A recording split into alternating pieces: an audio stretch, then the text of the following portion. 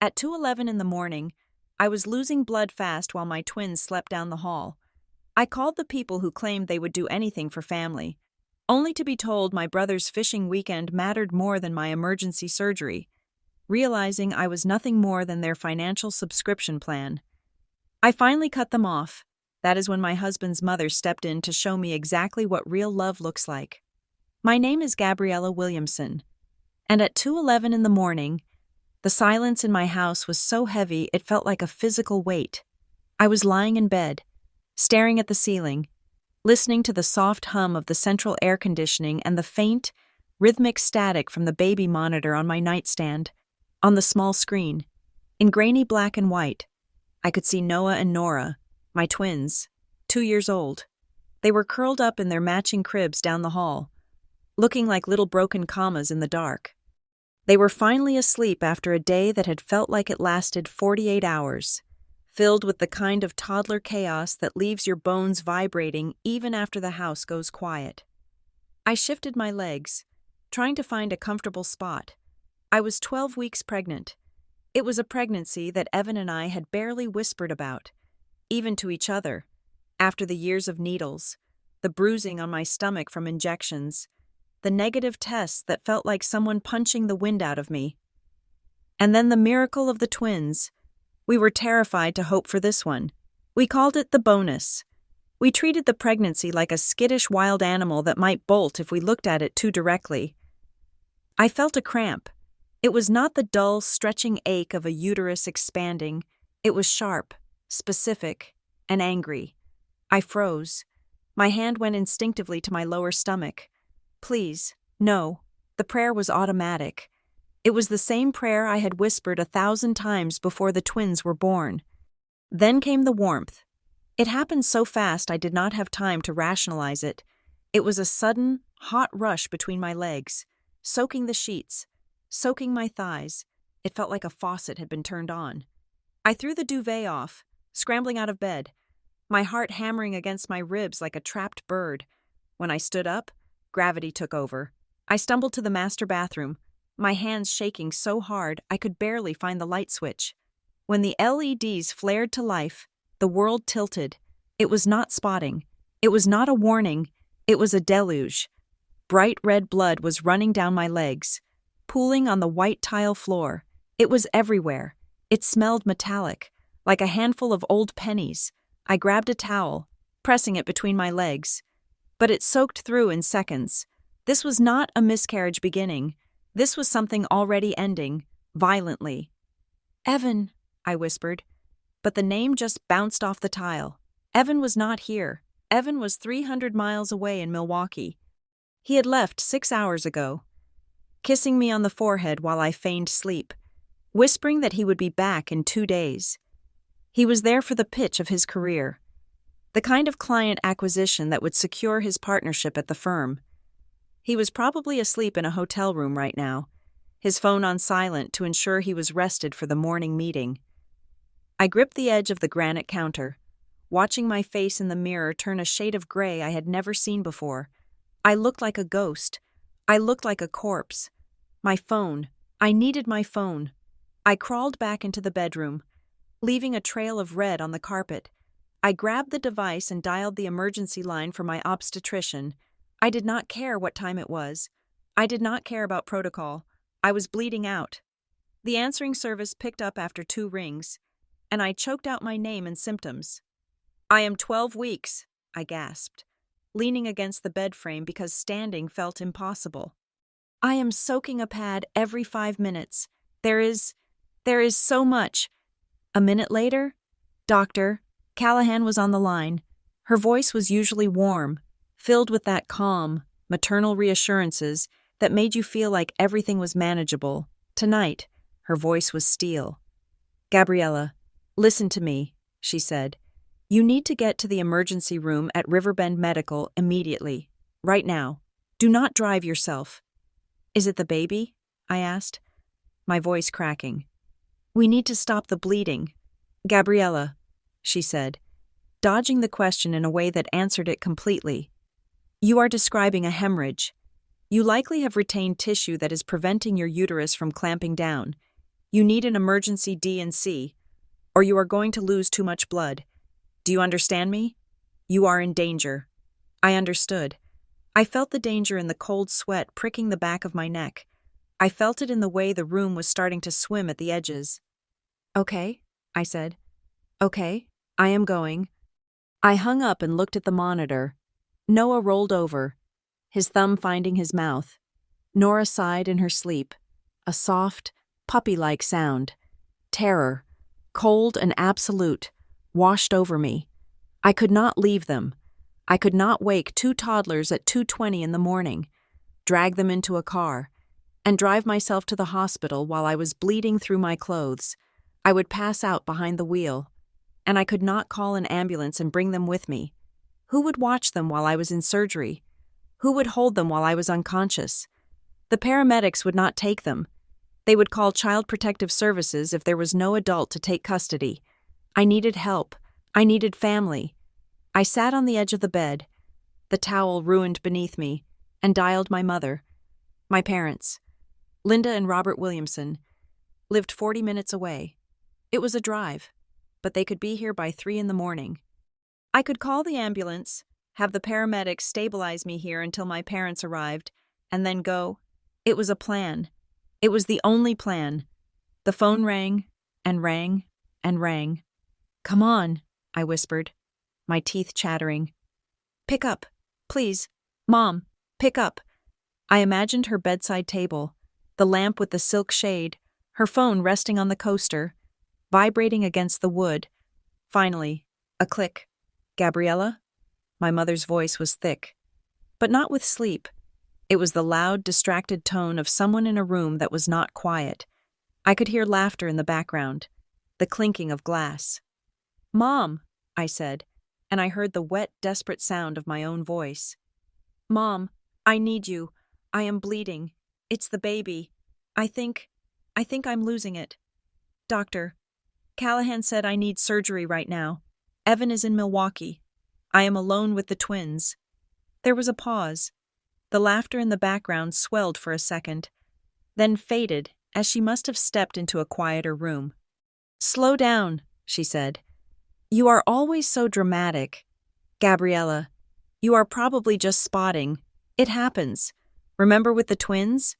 You had that spotting at 8 weeks and you made your father drive all the way over there for nothing. This is not spotting," I screamed, and the force of it made me dizzy. "Mom, there is blood everywhere. I am hemorrhaging.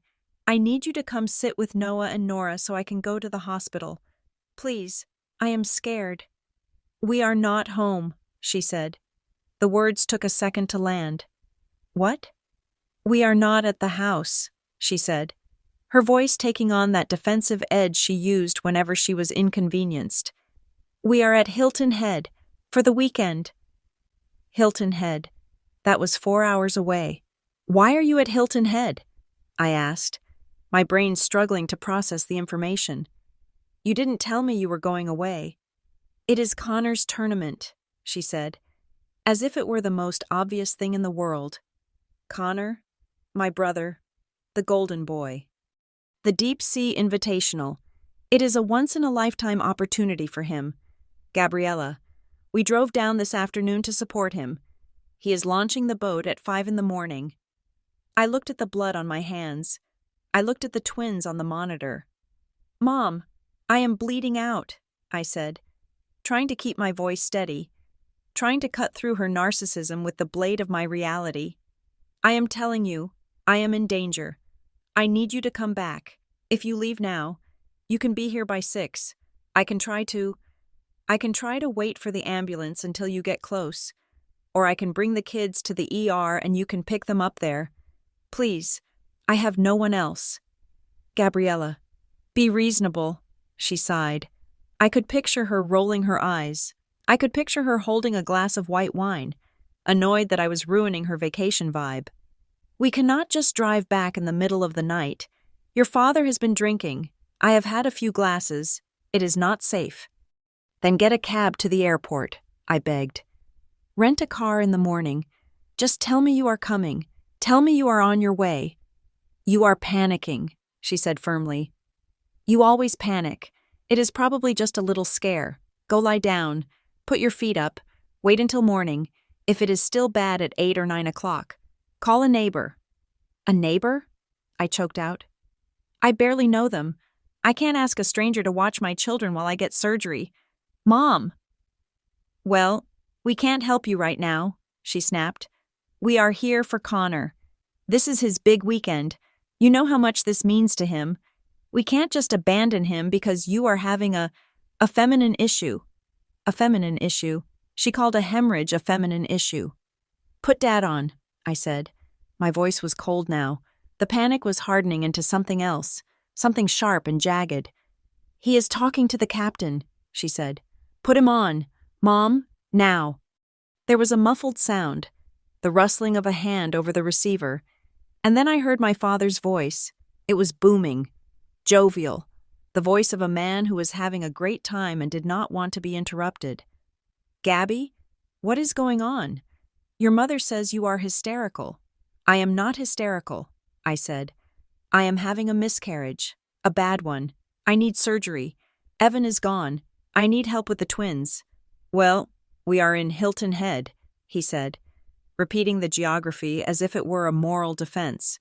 "We can't do anything about that." "I could die, Dad," I whispered. "Doctor, Callahan said I could hemorrhage." "Docs always exaggerate to cover their asses liability-wise," he scoffed. "Look, can't you just wait? Just put a towel down and sleep it off. Go in the morning when the clinic opens. Emergency rooms are a racket." I felt the room spin. I sank to the floor, the carpet rough against my bare skin. "Dad, I am losing blood. Fast. I need you to understand this." Okay, he said, sounding put out. "Let's say you go. Let's say you call 911 or whatever. Do you have insurance sorted for this? Because I am not covering a deductible. Gabriella, we just put a lot into this trip for Connor. The entry fee alone was $5,000. I stopped breathing. The air in my lungs turned to ash. "What?" I asked. "The cost," he said, impatient now. "If you go for emergency surgery in the middle of the night, they charge a premium. How much is this going to cost? Have you thought about that? Or are you just rushing in there without thinking about the finances?" He did not ask if I was in pain. He did not ask if I was scared. He did not ask about the baby, his grandchild, that was currently slipping away from me. He asked how much it would cost. I looked at the phone in my hand. It was a sleek piece of glass and metal that connected me to the entire world, and yet I had never felt more isolated. I looked at the blood drying on my skin, sticky and dark. I looked at the monitor where Noah had kicked his blanket off, his small foot sticking through the crib slats. I realized then that I was not talking to parents. I was not talking to people who loved me. I was talking to a bank ledger. I was talking to an audience that only applauded when I performed well and only cared when I cost them nothing. "Gabriella?" he prompted, annoyed by my silence. "Are you there?" I said, "Check your coverage before you do anything stupid." "I am here," I said. My voice sounded strange to my own ears. It was hollow. "I am here." "Good. Now, go back to bed. We will call you in the morning before the tournament starts. And try to calm down. Stress is bad for the baby." The line went dead. He hung up. I sat there in the dark, the phone slipping from my bloody fingers. The silence of the house rushed back in, louder than before. But underneath the silence, I heard a sound. It was a dripping sound. A steady, rhythmic drip of my own life leaving me. I could not wait until morning. If I waited until morning, my children would wake up to a mother who would not wake up at all. I had to move. I had to choose. I looked at the contact list on my phone. Evan was unreachable. My parents had just abandoned me. My friends were all asleep, and none of them lived close enough to get here before the ambulance. I was alone. The pain in my stomach twisted. A physical reminder that time was running out. I tried to stand up, but my knees buckled. I caught myself on the nightstand, knocking over a glass of water. It shattered. The sound was like a gunshot in the quiet house. On the monitor, Nora stirred. She sat up. rubbing her eyes. "Mama?" she called out. Her voice was tiny, confused. That one word broke me open. I could not die. I was not allowed to die. I was their mother. I dragged myself toward the closet, grabbing a heavy bathrobe to cover the blood. I needed to call 911, and then I had to figure out the rest. But as I dialed those 3 numbers, the conversation with my father replayed in my head on a loop. How much is this going to cost? It was going to cost them everything. I thought, they just did not know it yet. I hit the call button. 911. What is your emergency? I need an ambulance, I said, my voice finally finding its strength in the center of the wreckage. I am alone, I am bleeding, and I have 2 children who are about to wake up. The world had narrowed down to the space between my bathroom door and the hallway carpet. I had dropped the phone. The screen was dark, lying face down on the rug like a small black tombstone. My father's voice was gone, replaced by a silence that felt heavier than the ceiling beams. But inside my body, the noise was deafening. My heart was hammering against my ribs. A frantic, wet thudding that sounded like footsteps running away. I could not wait until morning. The realization was not a thought. It was a physical command. If I waited until the sun came up, until the birds started singing and the neighbors started brewing coffee, I would not be here to see it. The blood was leaving me too fast. It felt like a faucet had been sheared off inside me. I was cold, a bone-deep shivering that made my teeth clack together. Yet I was sweating. I had called 911. I had done the thing my parents told me was dramatic. The response was terrifyingly efficient. I expected a long wait. I expected to have time to panic, to cry, to bargain with God. But within 6 minutes, the front room was awash and silent, strobing red lights. I had told the dispatcher not to use sirens near the house, to cut them at the turn. Because the twins were light sleepers. The paramedics had listened. The front door opened. I had managed to crawl down the stairs and unlock it before collapsing on the entryway rug. And then they were there, 2 of them. A man with graying temples and a woman with a ponytail pulled so tight it looked painful. They brought the smell of cold night air and antiseptic with them. "Ma'am?" the woman asked. She was on her knees beside me in a second. Her hands gloved in blue nitrile, touching my wrist, my neck. "Can you hear me?" "I am pregnant," I whispered. 12 weeks. I am hemorrhaging." "Okay. Stay with us," she said. Her voice calm, professional, the exact opposite of the voice I had just heard on the phone from Hilton Head. "We are going to get you on the stretcher. Dave, get the line started." They moved with a synchronized efficiency that made me want to weep. They were strangers. I did not know their names. I did not know if they had children or if they liked fishing or if they thought I was a burden. They just helped. They just worked. But as Dave lifted the stretcher, the woman, her name tag said Sarah, looked around the empty, dark living room. She looked at the stairs leading up to the bedrooms. She looked at the keys on the hook, the single coat on the rack. "Is your husband coming down?" Sarah asked. "We need to move now. He is in Milwaukee," I said. The words tasted like ash. "Okay," Sarah said, not missing a beat. "Is there anyone else home? A parent? A sibling?" "No," I choked out. The 2 paramedics froze. It was only for a fraction of a second, but I saw it. I saw the look passed between them. It was a look of genuine confusion. The kind of confusion that comes when something fundamental is missing from a picture.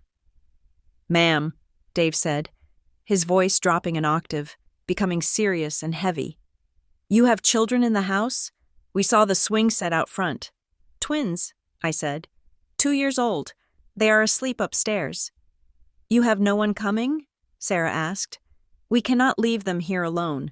We cannot transport you until there is a responsible adult on the premises."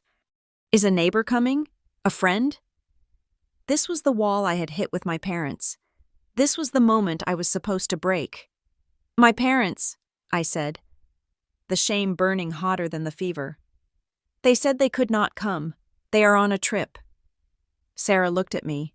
She did not say anything, but her eyes widened slightly. It was a look of pity mixed with horror. She checked my blood pressure, the cuff squeezing my arm tight. 70/40, she called out to Dave. She is tanking. Ma'am, listen to me. We need to go.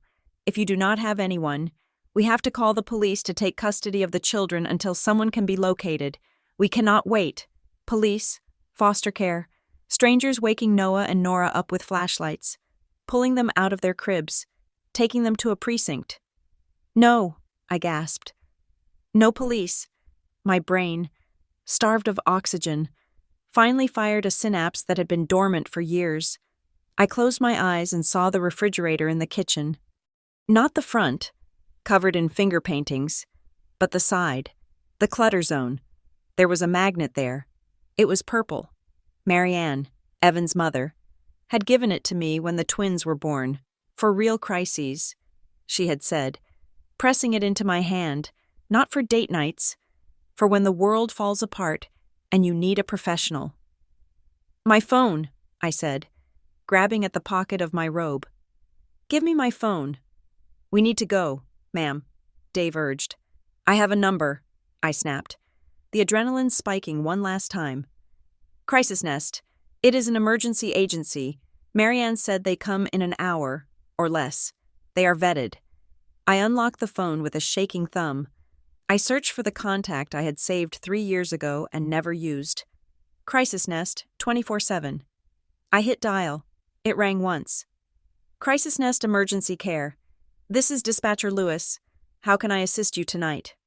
The voice was crisp, awake, and utterly devoid of judgment. I am going to the hospital, I said, speaking as fast as my tongue would allow. Emergency surgery. I have 2-year-old twins asleep in the house. My husband is out of state. I need someone now, right now. Address? Lewis asked. I gave it to him. I see your file, Lewis said. Registered under Marianne Hart initially. Transferred to Gabriella Williamson. Okay. For 2 children under 3 years old. Safety protocols require 2 caregivers. I have a team finishing a shift 10 minutes from your location. They can be there in 8 minutes. They are pediatric trained and background cleared. 8 minutes. My parents were 4 hours away and had refused to drive. These strangers were 8 minutes away. Send them, I said. Please. I need to authorize the payment card on file, Lewis said. The emergency overnight rate is $150 per hour for the team, with a 12-hour minimum. Do you authorize this charge? $1,800. My father's voice echoed in my head. How much is this going to cost? Yes, I cried. Yes, I authorize it. Take it. Take all of it. They are dispatched, Lewis said. They will arrive in a silver sedan. They have the code for the lockbox you registered. You can leave. Gabriella, we have them. I hung up and looked at Sarah. They are coming. 8 minutes. Can we go? Please, can we go? We can meet them at the door, Sarah said. Let's move. They lifted the stretcher. The world tilted again, swaying sickeningly, as they wheeled me out of the living room, past the stairs. I craned my neck to look back. I could see the baby monitor sitting on the console table where I had left it. The screen was still glowing. I will come back, I whispered to the empty hallway. I promise. The cold air outside hit me like a slap. The ambulance was a cavern of bright lights and equipment. They loaded me in, the hydraulics whining as the stretcher lifted, as the doors began to close, narrowing the view of my house to a sliver. I saw headlights sweep across the driveway. A silver sedan pulled in behind the ambulance. 2 women in purple scrubs jumped out, moving with purpose. They were running toward the front door before the ambulance even shifted into gear. Relief washed over me. So powerful, it felt like a sedative. They were safe. The twins were safe. I had bought their safety. The ambulance lurched forward, sirens finally wailing now that we were on the main road. Sarah was busy hooking me up to an IV, hanging a bag of fluids, sticking pads to my chest. You are doing great, she said. Just breathe. But I could not just breathe. My mind was racing. The adrenaline was fading, leaving behind a cold, clear clarity. I needed a distraction. I needed to not think about the baby I was losing. I needed to not think about the blood. I picked up my phone again. My hands were shaking so bad, I almost dropped it on the stretcher sheet. I needed to see the transaction. I needed to see that the crisis nest payment had gone through. If it declined, if there was an issue, they might leave. Panic flared again. I opened my banking app. Biometric login let me in. I scanned the pending transactions. There it was. Crisis Nest Incorporated. Pending. $1,800. Approved. I let out a breath I did not know I was holding. But my thumb hovered over the screen. The app was open to my checking account history, and because I was lying flat, staring at the screen inches from my face. The numbers seemed enormous. I scrolled down, just looking for something mundane to anchor me. A grocery bill, the gas station charge, and then I saw it. It was a recurring transfer. It had gone out yesterday, the 25th of the month. Transfer to L&R Williamson. Family support, $2,800. I blinked. I felt the IV fluid cold entering my vein. But this coldness was different. This was in my stomach. $2,800.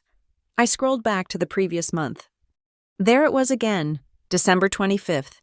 Transfer to L&R Williamson. Family support, $2,800. November, October, September. I had set this up 3 years ago. I remembered the day clearly.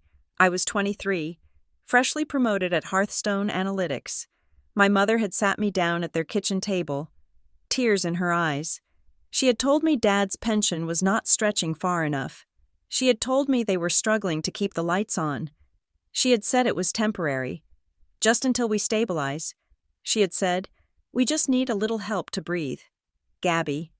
I had felt so proud to help. I had felt like a good daughter. I set up the transfer that day. Family support. I looked at the number again. $2,800. My father had just told me, 20 minutes ago, that the entry fee for Connor's fishing tournament was $5,000. $5,000. He had said it casually. We just put a lot into this trip. I did the math in my head. It was simple, brutal arithmetic. 2 months of my support payments covered the entire entry fee for the tournament. I was paying for the fishing trip. I was paying for the hotel in Hilton Head. I was paying for the wine my mother was drinking while she told me she could not come help me. I scrolled further back. Years. It went back years. Every single month. Like clockwork. Money left the account I shared with Evan. Money we worked for. Money we saved by clipping coupons and driving old cars. And went into theirs. I thought about the time my mother bought a new luxury SUV last year. She had told me they got a great deal on a lease. I thought about the renovations they did to their kitchen. We saved up, my father had said. They had not saved up. I had bought it. I was the bank. I was not their daughter. I was their income stream. The realization hit me harder than the hemorrhage. The pain in my uterus was a sharp, physical agony. But this was a hollowing out. It was the sensation of the floor dropping away to reveal a pit of rotting wood beneath. You okay, hun? Sarah asked, seeing my face twist. Pain getting worse? No, I whispered. My thumb hovered over the screen. I looked at the transfer scheduled for next month. It was already queued. My father had asked, how much is this going to cost? He was worried about his bottom line. He was worried that if I had a medical crisis, if I had bills, I might stop the transfer. He wasn't worried about my life. He was worried about his cash flow. A strange, cold rage settled over me. It was quiet. It was steady. It felt stable in a way that nothing else in my life did right now. Can I use my phone for 1 more minute? I asked Sarah, my voice sounding surprisingly steady. As long as you keep your arms still, she said. I tapped the transaction. I found the settings menu. Edit recurring transfer. I did not hesitate. I did not shake. The trembling in my hands stopped completely. I hit cancel series. A confirmation box popped up. Are you sure you want to cancel this recurring payment to L&R Williamson? I looked at the yes button. I thought about my twins sleeping in a house guarded by strangers. I thought about the blood on my bathroom floor. I thought about Connor's fishing boat launching at 5 in the morning. I pressed yes. The screen refreshed. Series canceled. But I was not done. I felt a need to scorch the earth, to make sure the bridge was not just burned but disintegrated. I went to new transfer. I typed in the same amount, $2,800. I selected the destination account. I scrolled past my checking, past the savings. I found the account we had opened when the twins were born. The one we barely contributed to because money was always tight after helping my parents. Noah and Nora Future Fund. I typed in the memo line. I did not type family support. I typed the price of a weekend. I hit send. I watched the progress bar load. It turned green. Transfer complete. I locked the phone and let it drop onto my chest.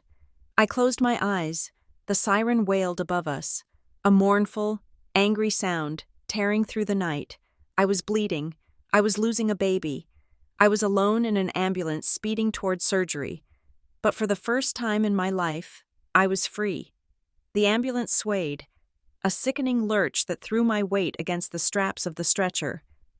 But I barely felt the motion. My body was present in the cramped, sterile box, tethered to IV lines and monitors, but my mind had traveled back in time. It was moving much faster than the vehicle, racing backward through years of bank statements, conversations, and silences I had chosen to ignore. The phone was heavy on my chest, the screen dark again, but the numbers I had just seen were burned into my retinas like the afterimage of a camera flash. $2,800. It was not just a number. It was a monthly subscription to their affection. I closed my eyes, and the darkness behind my eyelids filled with the memory of a Tuesday evening 9 years ago. I was 23 years old. I was sitting at the oak kitchen table in my parents' house, the same table where I had done my homework, the same table where we had eaten holiday dinners. The air smelled of my mother's expensive vanilla candles and the pot roast she had made to celebrate my news. I had just landed my first serious job as a junior data scientist at Hearthstone Analytics. It was a massive win. The starting salary was more money than I had ever seen. A number that felt abstract and impossible to a girl who had spent college eating instant noodles. I was so proud. I wanted to treat them. I wanted to show them that their investment in me had paid off. But before I could even cut into the roast, the atmosphere had shifted. My father, Robert, had sighed, a long, heavy exhalation that sucked the joy right out of the room. He rubbed his temples, a gesture of weary martyrdom he had perfected over decades. "We are so proud of you, Gabby." My mother, Linda, had said, reaching across the table to squeeze my hand. Her palm was soft, damp with performative anxiety. "We just wish, well, we wish we could celebrate properly, but things are tight right now. The market has been cruel to your father's retirement accounts." I remembered the knot of guilt that had formed instantly in my stomach. Here I was, bragging about my new salary, while the people who raised me were apparently drowning. "How bad is it?" I had asked, the dutiful daughter, ready to fix it. "It is temporary," my father had assured me, looking everywhere but at my eyes. "Just a liquidity issue. We are asset-rich, but cash-poor, as they say. If we could just get a little bridge support, maybe $2,000 or $3,000 a month, just until the market corrects, just until things stabilize." $2,000 or $3,000. He had said it so casually, as if asking to borrow a cup of sugar. "I can help," I had said. I didn't even think about it. I did not do a budget. I did not calculate my own rent, my student loan payments, or the cost of the commute to Hearthstone Analytics. I just wanted the sighing to stop. I wanted to be the hero. "I can send you $2,800. That is what I have left after rent." "Oh, Gabriella," my mother had breathed, her eyes shimmering with tears that never quite fell. "You are such a blessing. Let's call it family support. That sounds nice, doesn't it? Put that on the transfer so we know what it is." Family support. Lying there in the ambulance, with the siren wailing above me, I did the math, the real math. The kind of calculation I did for a living but had never dared to apply to my own bloodline. I was 32 now. That conversation happened when I was 23. 9 years. 9 years was 108 months. 108 months multiplied by $2,800. The number hit me with the force of a physical blow, harder than the cramps that were currently twisting my uterus. 300 and 2,000. $400. Over $300,000. I gasped, and Sarah, the paramedic, leaned over immediately. Breathe through it, honey. We are almost there. 2 minutes out. I nodded, but I wasn't gasping from the pain. I was gasping from the theft. I had given them over $300,000. I thought about the apartment Evan and I had lived in for the first 4 years of our marriage. It was a basement unit with mold in the bathroom and a heater that rattled like a dying engine. We stayed there because we were saving. We ate rice and beans. We drove cars that broke down on the highway. We delayed having children because we did not think we could afford daycare. We did not think we could afford it because I was sending a mortgage payment to my parents every single month. And what had they done with it? The memories flashed by, sharp and high definition, stripped of the fog of filial duty. I remembered the year they went to Italy. It was a steal, my mother had said. A group rate. I remembered the new golf clubs my father bought, the top-of-the-line set that cost more than my first car. You have to invest in your game if you want to network, he had told me. I remembered the kitchen renovation, the quartz countertops, the heated floors. It adds value to the estate, my father had argued. It is for you kids, really, eventually. They were not struggling. They had never been struggling. They were living a life of luxury subsidized by my guilt. They were drinking wine on Hilton Head Island, paying $5,000 for a fishing tournament entry fee, using the money I sent them to ensure my own children had a safety net. I felt a wave of nausea that had nothing to do with the blood loss. It was a sickness of the soul. I had been their retirement plan. I had been their vacation fund. I had been their upgrade package. And the memo line, family support. My mother had insisted on that specific phrase. I realize now why. It wasn't for accounting. It was psychological conditioning. Every month, when I saw that money leave my account, I didn't see Dad's golf trip or Mom's spa weekend. I saw support. It framed the transaction as a necessity, a moral obligation. It made me feel like a good person for being robbed. If I had labeled it extortion, I might have stopped it years ago. The ambulance slowed, turning sharply. The siren cut out, replaced by the rumble of tires on pavement. We were at the hospital. "We are at the bay," Dave shouted from the front. "Okay, Gabriella," Sarah said, unbuckling the straps. "We are going to move fast. They are waiting for you in Trauma 2. The back doors flew open, and the chaotic noise of the hospital bay rushed in.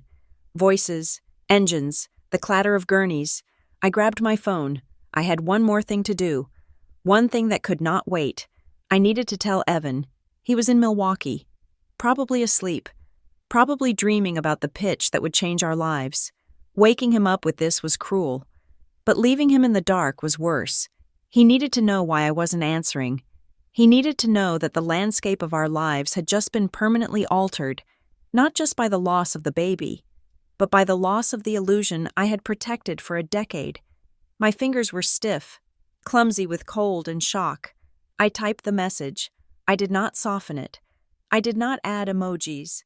I did not try to protect him, because I was done protecting everyone but my children.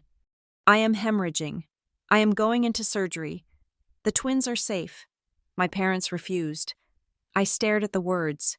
My parents refused. It was the shortest sentence I had ever written, but it carried the weight of the $300,000. It carried the weight of the empty nursery that was waiting for me. It carried the weight of the 2 toddlers sleeping under the watch of strangers because their grandparents preferred a fishing boat to a crisis. I hit send. "Let's go! Let's go!" a doctor in blue scrubs shouted as they pulled my stretcher out of the ambulance. The world dissolved into a blur of fluorescent lights and ceiling tiles rushing past. I heard snippets of medical shorthand. BP 80/50. Large volume blood loss. Type and cross 2 units, but my mind was clear. I had cut the wire. I had stopped the flow. As they wheeled me through the double doors of the emergency department, I felt a strange, terrifying lightness. I was going into surgery to lose a part of myself, a life I had wanted so desperately. But I had already lost something else tonight. I had lost the heavy, suffocating yoke of being the dutiful daughter. The Noah and Nora Future Fund was $2,800 richer tonight, and for the first time in 9 years, I was not the bank.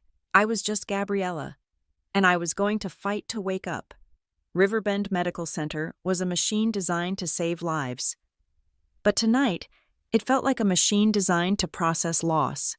The air inside the emergency bay was distinct from the air outside. It was scrubbed clean, smelling of isopropyl alcohol and floor wax, chilled to a temperature that kept bacteria down and goosebumps up. They did not make me wait in the lobby.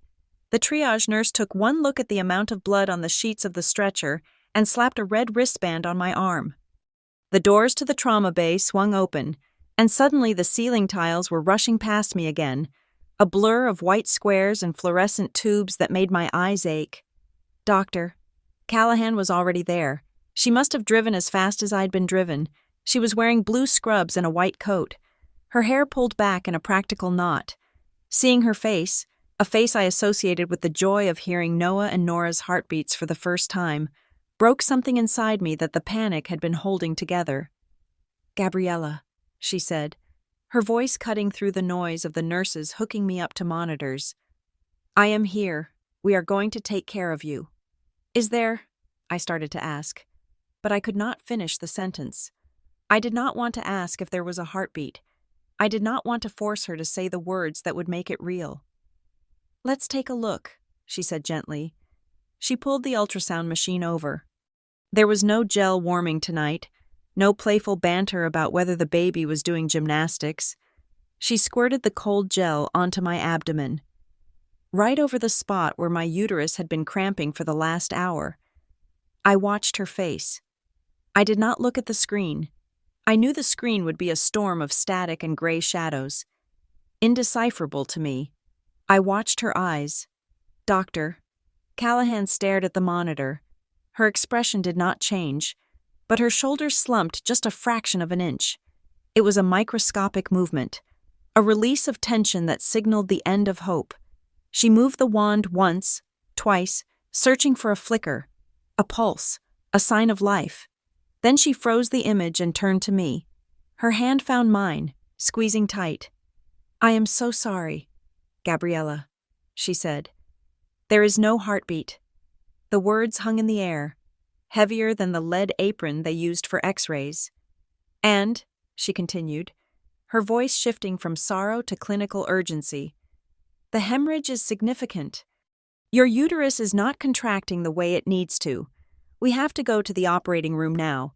We need to perform a procedure to clear the tissue and stop the bleeding, or you are going to go into shock." "The baby is gone," I whispered. It was not a question. "The pregnancy has ended," she corrected gently. "But right now, we have to save you. Do you understand? We are moving to the OR in 5 minutes. A nurse appeared at my side, holding my phone in a plastic bag. It was ringing and lighting up the bag like a firefly. "It says Evan," the nurse said. "Do you want to take this?" "Yes," I choked out. "Please." She pulled the phone out and held it to my ear. My hands were being strapped down, IVs being checked, blankets being layered over my shivering body. "Gabby?" Evan's voice was a lifeline, but it was frayed. He sounded breathless, panic vibrating in every syllable. "I am at the airport. I am staring at the departure board. The earliest flight is at 6 in the morning. I am trying to charter something, anything. I am coming, honey. I promise I am coming. I am going into surgery," I said. The words felt thick in my mouth. "Doctor, Callahan is here. The baby. There is no heartbeat. Evan." I heard a sound on the other end that was halfway between a sob and a curse. "Oh, God. Gabby, I am so sorry. I am so sorry I am not there." "It is okay," I said, though it was not okay.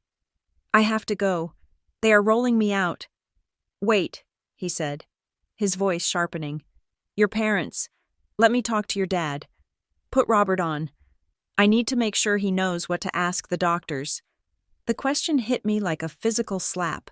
He assumed, of course he assumed, any rational person would assume that if a woman was hemorrhaging in an emergency room and her parents lived 40 minutes away, they would be standing at the bedside holding her hand. They are not here, I said. The silence on the line was profound. What do you mean they are not there? Did they get lost? Are they parking? They refused, I said, and saying it aloud made the bile rise in my throat. They are at Hilton Head, for a fishing tournament. They said they could not leave Connor. They what? Evan's voice dropped. It was a tone I had never heard from him before. It was not anger. It was a cold, dangerous disbelief. They left you alone? With the twins? I hired a service, I said, my voice fading as the sedative they had just pushed into my IV began to hit. Crisis nest. They are with the kids. I handled it. You handled it, he repeated, his voice cracking. My God. Gabby, listen to me. I am hanging up now. Don't, I begged. Stay with me. I have to make a call, he said. I am calling my mother. She is in Savannah. But she will drive. She will be there. You are not doing this alone. Do you hear me? You are not alone. Okay, I whispered. I love you, he said. I am coming home. The line went dead. The nurse took the phone away. We are moving, doctor, Callahan announced. The stretcher unlocked, and we were flying again. The hallway lights strobed overhead. 1, 2, 3. I counted them to keep from screaming. I was terrified. Not of the surgery, but of the waking up. Right now, in the pain and the chaos. The loss was external. It was happening to me. But when I woke up, the surgery would be over. The baby would be gone. The emptiness would be internal. I would be hollowed out. A room where the furniture had been repossessed. We burst through the double doors of the operating suite. It was brighter here. Freezing cold. People in masks and caps moved with terrifying precision. They transferred me from the stretcher to the narrow operating table. It felt hard and unforgiving. An anesthesiologist appeared above me. All I could see were his eyes and his eyebrows. Gabriella, I am Dr. Lewis, he said. I am going to take good care of you. We are going to put you to sleep now. You won't feel a thing. A nurse with a clipboard stepped up to my left side. Gabriella, for our records, who is your designated medical advocate? Who is here for you? My parents were at a fishing tournament. Evan was in an airport terminal in Milwaukee. I thought about the woman Evan had just called, Marianne Hart, his mother. She was a retired labor and delivery nurse. She lived 3 hours away in Savannah. We were not best friends. She was a woman of few words, practical, unsentimental, the kind of woman who showed love by fixing your radiator or knitting you a wool blanket that actually kept you warm. She had never asked me for a dime. She had never asked for anything. Marianne Hart, I said. My tongue felt heavy, swollen. My mother-in-law, she is coming. Okay, the nurse said, writing it down. Marianne Hart. Deep breath for me, doctor, Lewis said, holding a clear plastic mask over my face. It smelled of sweet plastic and chemically clean air. I took a breath. I thought about the twins. I thought about the text I had sent. The price of a weekend. Count backward from 10. Doctor, Lewis said. 10, I whispered. I thought about the $2,800. 9. I thought about the baby we had called the bonus. 8. The darkness rushed in from the edges of my vision. It was not gentle. It was a black tide, sweeping me away, pulling me down into a place where there was no pain, no blood, and no fishing tournaments. 7. I was gone. The surgery happened in the void. Time did not exist there. I was suspended in the nothingness. A place where I was neither a mother nor a daughter nor a wife. I was just a body being repaired. Doctor, Callahan and her team worked to stop the bleeding. to remove the tissue that had failed to become a life, to stitch up the physical wounds while the emotional ones were left wide open. When I started to come back, it was not like waking up from a nap. It was like fighting my way through wet sand.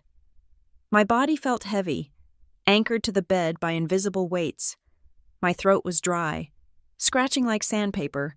There was a rhythmic beeping sound. Beep, beep, beep. It was annoying. I wanted to turn it off. I opened my eyes, but the lids felt like lead. I managed a slit. The room was dim, the recovery room. I recognized the curtain dividers. I was alive. I moved my hand to my stomach. It was flat. It was soft. The cramp was gone, replaced by a dull, aching soreness deep inside my pelvis. It was over. Tears pricked my eyes, hot and fast. I let them slide down my temples into my hair. I did not have the energy to wipe them away. Then, I heard voices. They were coming from the hallway, just outside the curtained bay where I lay. They were hushed, but the intensity behind them carried through the fabric. "We are her parents," a woman's voice hissed. It was high-pitched, laced with that familiar tone of aggrieved victimhood. It was Linda. "You cannot keep us out. We have been driving since 4 a.m. We are exhausted." "I do not care if you walked on your knees from the equator," a second voice replied. My breath hitched. It was not a nurse. It was not Dr. Callahan. It was a voice that sounded like a deadbolt sliding into place. It was low, calm, and utterly immovable. Marianne. "Excuse me?" Linda's voice went up an octave. "Who do you think you are? She is my daughter." "And she nearly died while you were baiting hooks," Marianne said. She did not raise her voice. She did not need to.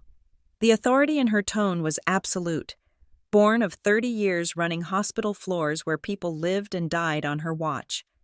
"I am her medical advocate. She named me before she went under. That gives me the legal right to determine who has access to her while she is in recovery. And right now, I am determining that you do not." "This is ridiculous," my father's voice joined in. "Robert." He sounded blustery, trying to regain control of a situation he had miscalculated. "We are family. We have rights. We just want to see her. We want to clear up this misunderstanding." "There is no misunderstanding, Robert," Marianne said. "She called you. You said no. You chose a fishing trip. You made your bet. Now you are losing the hand." "Now listen here, Marianne," Robert started, his voice booming slightly, the way he did when he wanted to intimidate a waitress or a clerk. "You are overstepping. We are the grandparents of those children. We are her flesh and blood. You are just the in-law." "I am the one who is here," Marianne said. "I am the one who drove through the night. I am the one holding her hand while the anesthesia wears off. You are the ones who asked how much it would cost." There was a silence, a stunned, heavy silence. "She told you that?" Linda whispered, sounding horrified. Not horrified that they had said it, but horrified that they had been caught. "She didn't have to," Marianne lied smoothly, or maybe she had guessed. "I know you people. I have watched you for 6 years. I have watched you drain that girl dry while you pretend to be the victims. But the bank is closed today. We just want to explain." Linda wept. I knew that cry. It was the weaponized tearfulness she used to get out of speeding tickets and into better restaurant tables. "We didn't know it was this bad. She is always so dramatic. We thought she was exaggerating." "She lost the baby," Marianne said. Her voice lost its edge and became something profound and sad. "She lost the child, and she did it alone in an ambulance because you couldn't be bothered to leave a vacation. Do you understand that? There is no explaining that away. There is no sorry that fixes that. Is she—" Robert cleared his throat. "Is she okay?" "She is stable," Marianne said, "physically. But if you walk into that room right now, with your excuses and your guilt trips and your crocodile tears, you will set her recovery back. I will not allow it. I am the firewall. Linda, you do not pass me." "We will call security," Robert threatened. "Go ahead. Marianne challenged. I used to work in this system. I know the shift commander. I know the nursing supervisor. I will tell them exactly why the patient's heart rate spikes when you walk in. I will have you escorted off the property so fast your heads will spin. Do you really want to make a scene? Do you really want people to know why you weren't here last night? Another silence. This one was defeated. Fine, Robert spat. Fine, we will wait in the waiting room. But tell her we are here. Tell her we love her. I will tell her what she needs to hear, Marianne said. Now back away from the door. I heard footsteps retreating. Heavy, angry footsteps. Then, the curtain to my bay pulled back. Marianne Hart stood there. She looked exhausted. Her gray hair was pulled back in a messy bun, and she was wearing a wrinkled linen shirt and travel pants. She looked like she had driven 300 miles in the dark. But she also looked like a fortress. She walked over to the bed. She did not rush. She did not cry. She reached out and took my cold hand in hers. Her skin was rough, warm, and dry. Hey, she said softly. Hey, I croaked. Evan is landing in an hour, she said. He will be here soon. I heard you, I whispered.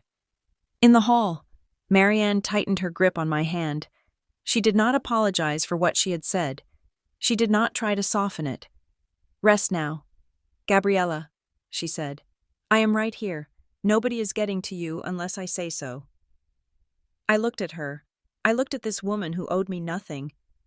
This woman I had kept at arm's length because I was so busy trying to please the people who had just walked away. Thank you, I said. Go back to sleep, she commanded gently, smoothing the hair back from my forehead. I have the watch, and for the first time in 32 years, I felt completely, utterly safe. I closed my eyes, and the darkness was not scary anymore. It was just sleep. The room was quiet, but it was the quiet of a command center, not a library. I was propped up on 3 pillows, the soreness in my abdomen a dull, throbbing reminder of what had been excavated from me. The IV pole stood like a sentinel to my left, dripping saline and antibiotics into my arm, but the real sentinel was sitting in the vinyl chair by the window. Marianne had not slept. I could tell by the way her eyes were slightly red-rimmed, but her posture was rigid. She was on her phone, speaking in a low, clipped tone. Yes, I understand, she was saying. The twins are allergic to strawberries. No, Noah does not nap unless he has the blue bear. Yes. I will send the payment you the additional payment for the next 12 hours. Do not leave until Evan walks through that door. Understood. Thank you. She hung up and looked at me. Her face softened, but only slightly. It was the face of a general who had just secured the perimeter. The sitters are good, she said, answering the question I hadn't even asked yet. They sent photos. Nora is eating oatmeal. Noah is building a tower. They are fine. I looked at the digital clock on the wall. It was 10:45 in the morning. What time did you get here? I asked. My voice sounded like gravel rattling in a tin can. 5:15, she said simply. I made good time from Savannah. The roads were empty. I did the mental geography. Savannah was 3 hours away. She had left immediately after Evan called her. She had driven through the dark, alone, while I was in surgery. And my parents? I asked. I already knew the answer, but I needed to hear it. Not here, she said. She did not look up from her phone, where she was now tapping out a text, presumably to Evan. Did they call? Twice, Marianne said. I sent them to voicemail. You were sleeping. I told the nurses' station to hold all calls. They are coming, though? Marianne paused. She looked out the window at the gray parking lot below. They said they were leaving the island around 8, after breakfast. After breakfast. The words landed on my chest like a lead weight. I had nearly bled to death at 2 a.m. Marianne had driven through the night. My parents had waited to have coffee and eggs before getting in the car. Okay, I said. It was the only word I had left. Evan is landing in 20 minutes, Marianne said. Shifting gears. He will take an Uber. He should be here by noon. The door to my room flew open. It wasn't Evan. My mother, Linda, swept into the room like a gust of chaotic wind. She was wearing a crisp white linen blouse and designer sunglasses, which she pushed up onto her head as she entered. She looked flushed, frantic, and perfectly accessorized. My father, Robert, trailed behind her, wearing a polo shirt with the fishing tournament logo embroidered on the chest. "Gabriella?" Linda cried out, rushing to the side of the bed. She reached for me, her hands smelling of hand sanitizer and expensive perfume. "Oh my God, look at you. You look so pale." She leaned in to hug me. I flinched. My body was sore, invaded, and empty. Her embrace felt like a suffocation.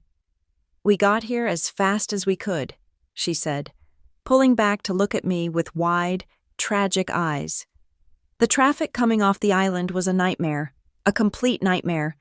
There was a wreck on 95. We were sitting there for 40 minutes just inching along. "We tried to call," Robert added. Standing at the foot of the bed, he didn't come closer. He looked uncomfortable, shifting his weight from one foot to the other. "Your phone goes straight to voicemail." "I have her phone," Marianne said from the corner. My parents jumped. They hadn't even noticed her sitting there. "Oh," Linda said, her smile faltering for a fraction of a second before reassembling itself. "Marianne, I didn't see you. Goodness, you are like a shadow in that corner." "I have been here since before dawn," Marianne said. She did not stand up. She did not smile. She just watched them, her hands folded in her lap. "Well, thank you for stepping in," Linda said, dismissing her with a wave of her hand. "We are here now. We can take over." "Take over what?" Marianne asked. "The surgery is done. The crisis is managed. You are here for the recovery." "We are here for our daughter," Robert snapped, his face reddening slightly. He turned to me, forcing a smile that didn't reach his eyes. "How are you doing, kiddo? The doctor said you are stable?" "I am alive," I said. I watched him. I watched the man who had asked me how much my life was going to cost. "Good, good," he said. He tapped the footboard of the bed. "Scary stuff, but you are tough. You have the Williamson genes." Linda pulled up a chair, dragging it close to the bed, invading my personal space. She lowered her voice to a conspiratorial whisper, glancing at the open door. "Gabby, sweetie," she started, patting my hand. "I wanted to ask, does anyone else know?" "Know what?" I asked.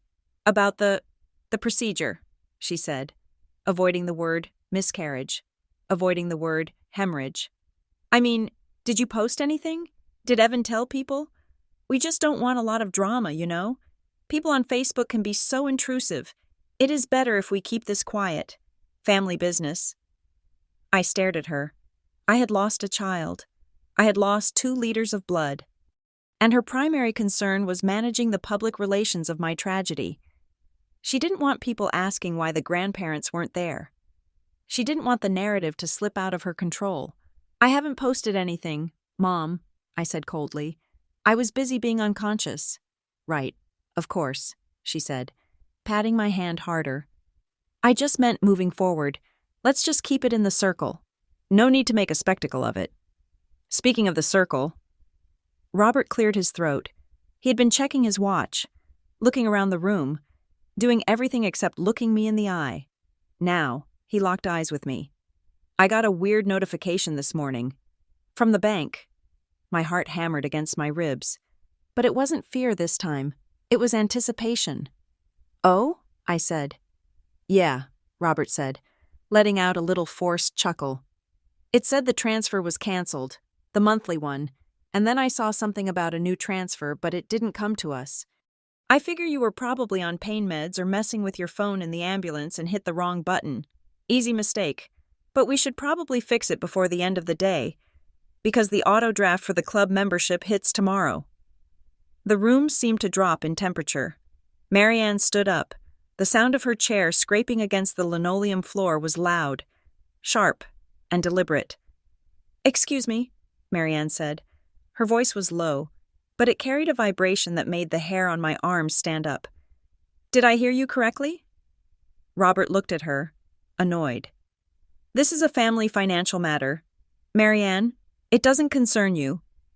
Your daughter is lying in a hospital bed, Marianne said. Walking slowly toward the foot of the bed, she moved like a predator, smooth, focused, dangerous. She is hooked up to a bag of fluids because she lost half the blood in her body. She lost a baby less than 8 hours ago. And you are asking her about a bank transfer? It is a misunderstanding, Linda interjected, flashing a nervous smile. Robert just wants to make sure Gabriella isn't stressing about clerical errors. We help each other out. That is what families do. Help each other out? Marianne repeated. She stopped 2 feet from Robert. She was shorter than him, but she looked 10 feet tall. I have been sitting in this room for 5 hours. I have been reading the intake notes from the Crisis Nest childcare team. Do you know why I have those notes? I have no idea what you are talking about, Robert said, crossing his arms. I have them because Gabriella authorized me as her advocate, Marianne said, and because the childcare service required a solvency verification for the emergency rate. They needed to see proof of funds. Gabriella left her banking app open on her phone when they brought her in. The intake nurse handed me the phone to keep it safe. I saw the screen. Robert. Robert went pale. Linda froze, her hand still resting on my arm. I saw the history, Marianne continued, her voice rising just enough to cut through the air like a scalpel. I saw the transfer from last night, $2,800. I saw the one from last month, and the month before. I scrolled back 3 years. Robert, I did the math in my head while I watched my daughter-in-law breathe. That is private information, Robert sputtered, stepping back. You have no right. You forfeited your right to privacy when you left your daughter to die because you didn't want to miss a fishing trip, Marianne said. I saw the memo line, family support. Is that what you call it? Because from where I am standing, it looks like extortion. It is not extortion, Linda cried, standing up. We are a close family. We share resources. Gabriella wants to help us. She offered. Tell her. Gabby, tell her you want to help us. They both looked at me. My parents. The people who had raised me.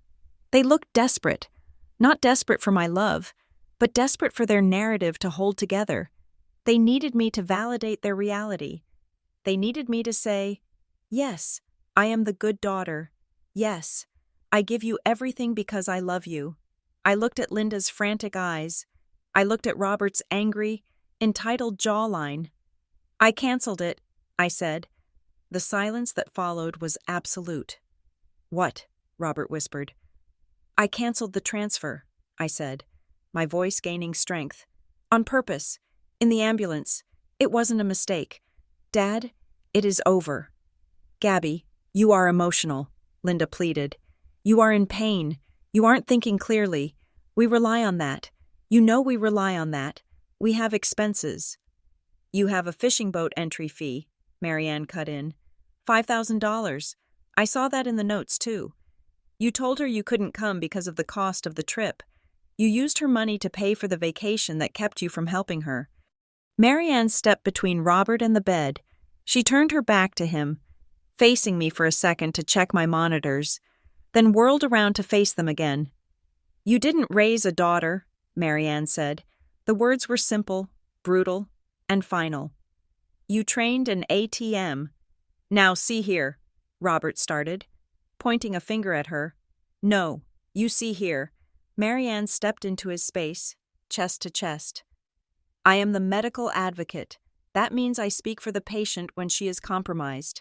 And right now, I am telling you that your presence is detrimental to her recovery. You are stressing her. You are harassing her about money while she is recovering from surgery. We are her parents, Linda shrieked. You can't kick us out. Watch me, Marianne said.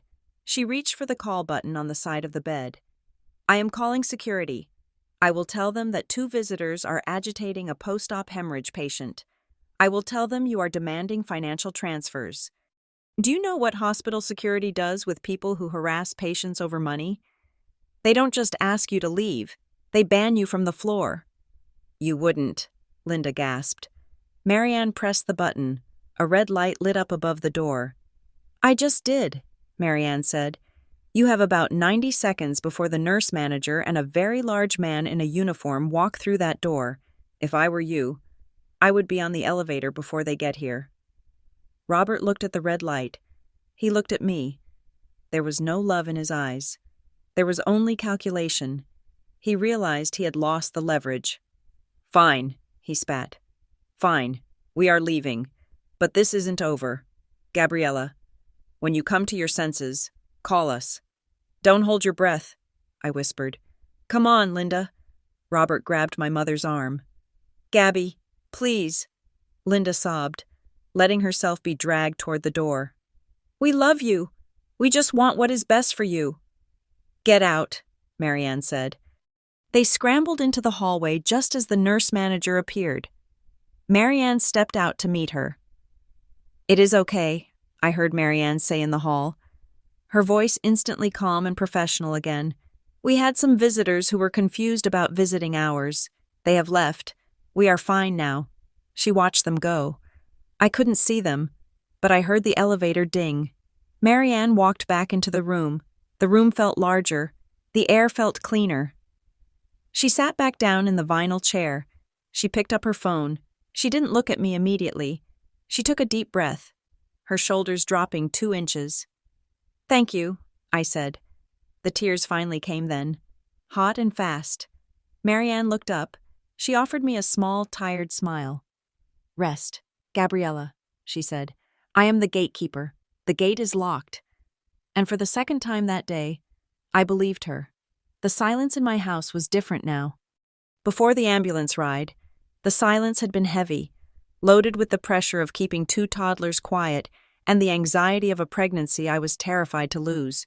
Now, the silence was thick with a specific kind of grief, the kind that feels like dust settling in an empty room. I was back in my own bed. The sheets had been changed. The blood-stained rug in the bathroom was gone, replaced by a fluffy new mat that Marianne had bought at a big box store on her way back from the pharmacy. It had been 5 days since the surgery.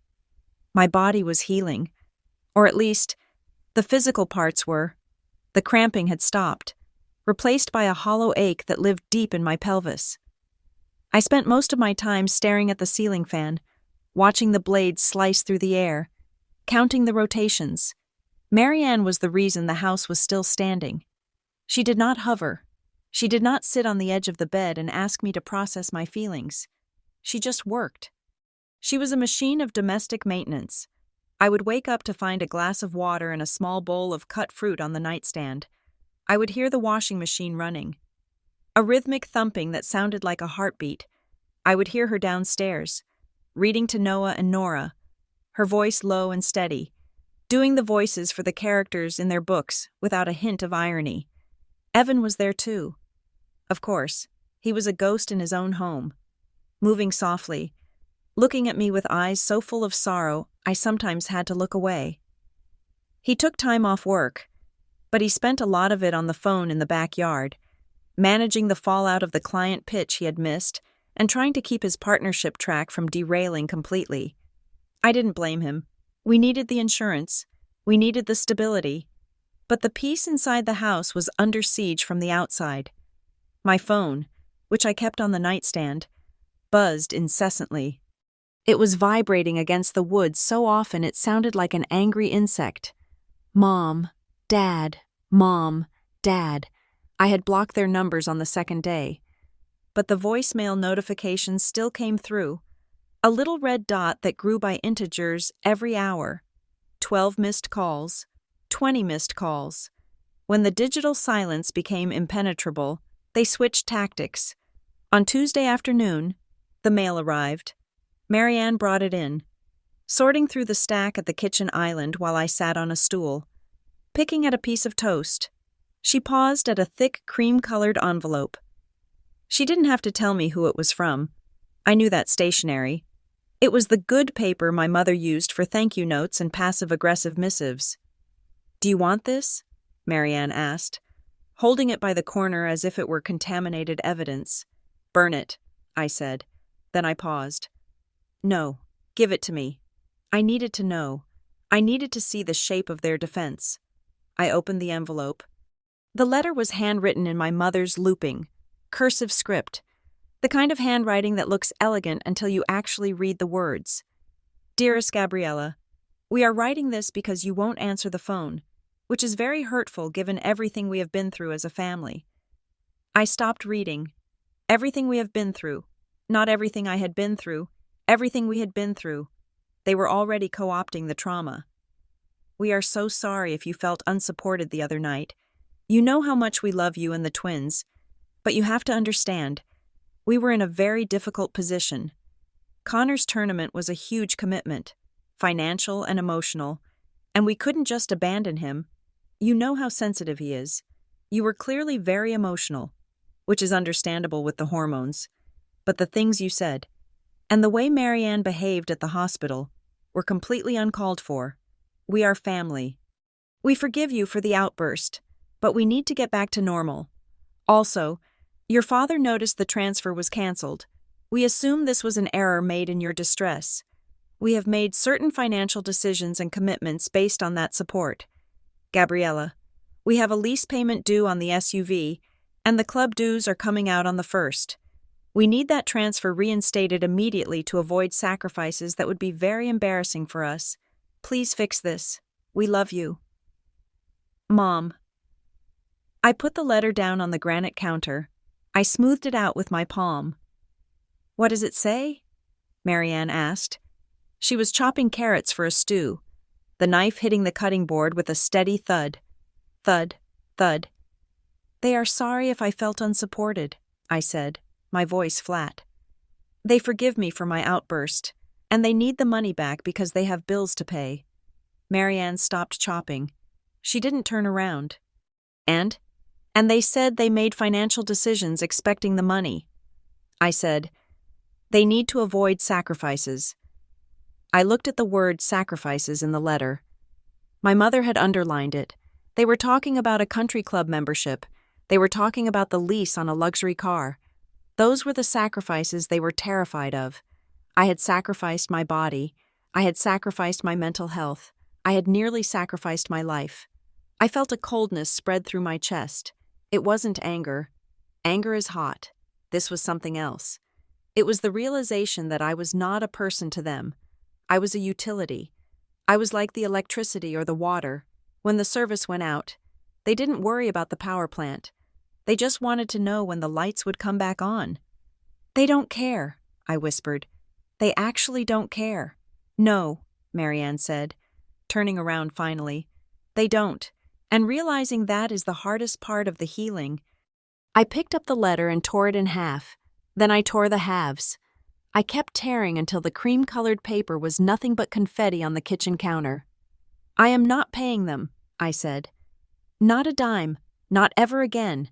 Good, Marianne said. She swept the paper scraps into her hand and dumped them into the trash compactor. Later that afternoon, my phone buzzed again, but this time, the name on the screen wasn't Mom or Dad.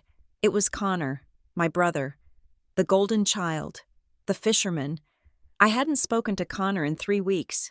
We were not close, largely because my parents triangulated us constantly, feeding us different versions of reality to keep us competing for their approval. But Connor wasn't malicious. He was just soft.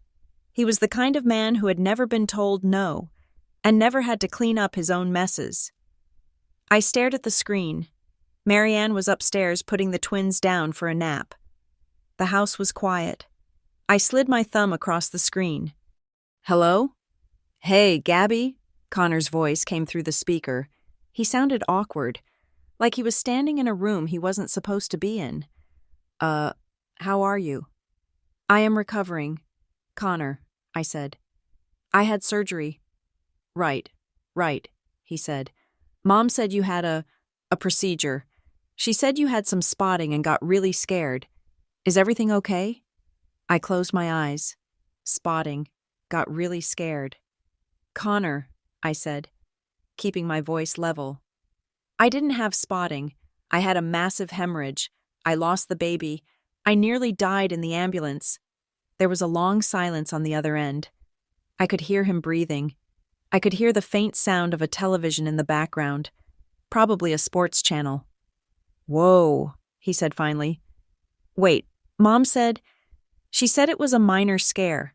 She said you were just hysterical because of the hormones and that you overreacted and went to the ER when you didn't need to." "She lied to you," I said. "But—" "She said you guys had a fight at the hospital," Connor said, sounding confused. "She said Marianne was screaming at them and caused a scene for no reason. Marianne stopped them from harassing me about money while I was waking up from anesthesia," I said. "They came to the hospital to ask why I canceled their bank transfer. Connor, that is why Marianne screamed." "The transfer," Connor repeated. His voice shifted. He sounded defensive now. "Yeah, Dad mentioned that. Look, Gabby, I don't know the details, but are you sure you want to do that? Cut them off like that?" "I am 32 years old," I said. "I have 2 children. I just lost a third. I have paid them over $300,000 in the last 9 years. Yes, Connor, I am sure." "300,000? Connor laughed nervously. "Come on, that is an exaggeration." "It is math," I said. $2,800 a month, for 9 years. Do the multiplication." Silence again. "Look," Connor said, his voice taking on a whining tone. "I get it. You are mad, but they are really stressed. Dad is talking about having to sell the boat share. Mom is saying they might have to cancel the summer trip to the vineyard. They are saying this is really unfair. Gabby, they said they raised us to support each other." "They raised me to support them," I corrected. "They raised you to be supported." "That is not fair," he snapped. "If they need money so bad," I said, "why don't you help them? You have a good job. You just won that tournament, didn't you? Or at least, you spent $5,000 to enter it. Why don't you send them $2,800 a month?" "I can't afford that," Connor said immediately. "I have expenses. I have my truck payments. I have my own life." "So do I," I said. "I have a mortgage. I have twins. I have medical bills." "Yeah, but you have always done it," Connor said. It was the logic of a child. "You do it because you have always done it. The bank is closed." "Connor," I said, "if they need money to avoid sacrifices, they can sell the SUV, they can sell the golf clubs, or you can step up. But I am done." "You can't just stop," Connor said. He sounded agitated now. "You can't just pull the rug out. They told me you promised." "I never promised anything," I said. "I said I would help them temporarily 9 years ago." "No," Connor said. "That is not what they told me." He paused. I could hear him shifting the phone from one ear to the other. "What did they tell you, Connor?" I asked.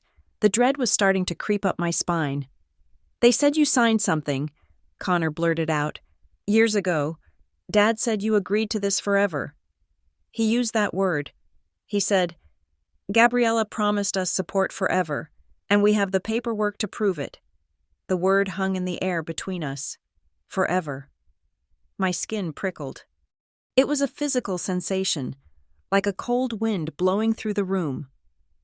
"I never signed anything," I said. "I never signed a contract." "Dad seemed pretty sure," Connor said. "He said he was going to talk to a lawyer if you didn't turn it back on. He said an oral agreement is binding, but he has something written down too. A plan, a family plan, or something." Family plan. I remembered the email. I remembered the PDF my mother had sent me years ago, outlining their budget needs. I had glanced at it and archived it. I had never signed it. I had never agreed to it as a contract. "He said he has paperwork?" I asked, my voice barely a whisper. "Yeah," Connor said. "He said you guys had an understanding. Look, Gabby, just fix it, okay?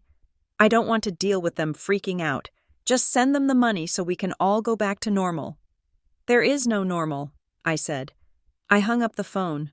I sat there on the edge of the bed, the phone slippery in my sweating hand. Forever, they believed they owned me. They didn't just feel entitled to my money, they felt legally entitled to it. They had constructed a reality where I was not a daughter who helped out of love, but a debtor who owed them for the privilege of existence. And if my father was talking about lawyers, if he was talking about paperwork, he wasn't just grieving the loss of the money, he was planning to come after it. I looked at the bedroom door. Marianne walked in, wiping her hands on a dish towel. She took one look at my face and stopped. "What?" she asked. "What did he say?" "He said they have paperwork," I whispered. "He said I promised them support forever, and he is threatening to sue me." Marianne's expression didn't change, but her eyes went hard. She tossed the dish towel onto the dresser. "Let them try," she said. But as I sat there, the dread wasn't going away. I realized that my parents weren't just selfish, they were delusional. And a delusional person with a sense of righteous indignation is the most dangerous thing in the world. They weren't going to let me go. I hadn't just canceled a transfer. I had declared war. The envelope arrived on a Tuesday, carried by a postal worker who looked apologetic about demanding a signature at 10 in the morning. It was heavy, thick, and stiff, the kind of mail that does not bend and does not bring good news. It was certified mail. Return receipt requested. I signed for it with a hand that had finally stopped shaking from the surgery, but started shaking again from rage. The return address was a law firm in downtown Charleston, Bannister and Associates. I sat at the kitchen table, the same place where I had shredded their letter a week ago, and slit the envelope open. The letterhead was cream-colored, heavy bond paper. The language was dense, aggressive, and designed to intimidate. It was a formal demand letter. Breach of financial understanding and detrimental reliance. I read the words, and they felt like physical slaps. The lawyer, a man named Marcus Bannister, wrote that his clients, my parents, had structured their retirement and long-term financial liabilities based on a verbal and written understanding of ongoing support. He claimed that my abrupt and malicious termination of payments had caused them undue hardship and immediate financial peril. Then came the kicker. Unless the previous standing order of $2,800 per month is reinstated immediately, along with a lump sum payment of $8,400 to cover the arrears and emotional distress, we are prepared to file suit for breach of contract and promissory estoppel. They were threatening to sue me. They were threatening to drag the daughter they had abandoned in a medical emergency into a courtroom because I had stopped paying for their lifestyle. I did not cry. The part of me that used to cry over my parents had died on the operating table. Instead, I picked up my phone and called Evan. "Come home," I said. "We need a lawyer." Talia Mercer was not a warm woman. She was not the kind of lawyer who offered you a tissue or asked about your feelings. She was a forensic accountant turned family law litigator, and she had a reputation for shredding entitlement like it was waste paper. Marianne had found her. Of course she had. We sat in Talia's office 2 days later. It was a glass-walled room overlooking the city, cold and modern. I pushed the letter across the mahogany desk. Talia read it without blinking. She didn't frown. She didn't sigh. She just scanned the text with eyes that looked like laser scanners. "Promissory estoppel," she murmured, leaning back in her chair. She took off her reading glasses. "It is the Hail Mary pass of family moochers." "Can they win?" Evan asked. He was sitting next to me, his hand gripping mine so hard his knuckles were white. "Can they actually force us to pay them?" "On the face of it? No," Talia said. Her voice was crisp, efficient. "There is no contract. There is no service rendered. In the eyes of the law, you are giving them a gift. You can stop giving a gift whenever you want. If I give you a birthday present for 10 years, you cannot sue me if I don't give you one on the 11th year." "They say there was an agreement," I said. "An understanding." "They are bluffing," Talia said. "This letter is not a legal filing. It is a shakedown. They hired a strip mall lawyer, paid him a flat fee to write a scary letter, and they are hoping you are too terrified of a public fight to call their bluff. They are banking on your guilt. Gabriella." They are betting that you would rather pay $2,800 a month than face them in court. I am not paying them, I said. The words came out hard. I would rather burn the money in the parking lot. Talia smiled. It was a small, sharp thing. Good. Then we stop being polite. We start being precise. If they want to talk about agreements and reliance, let's show them the receipts. I need everything. Gabriella, bank statements, emails, texts, and I want the documentation from the night of the surgery. The surgery? I asked.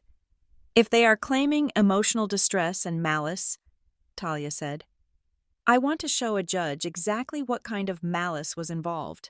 I want to show that while they were claiming reliance on your money, they were refusing to rely on your emergency. Context is everything.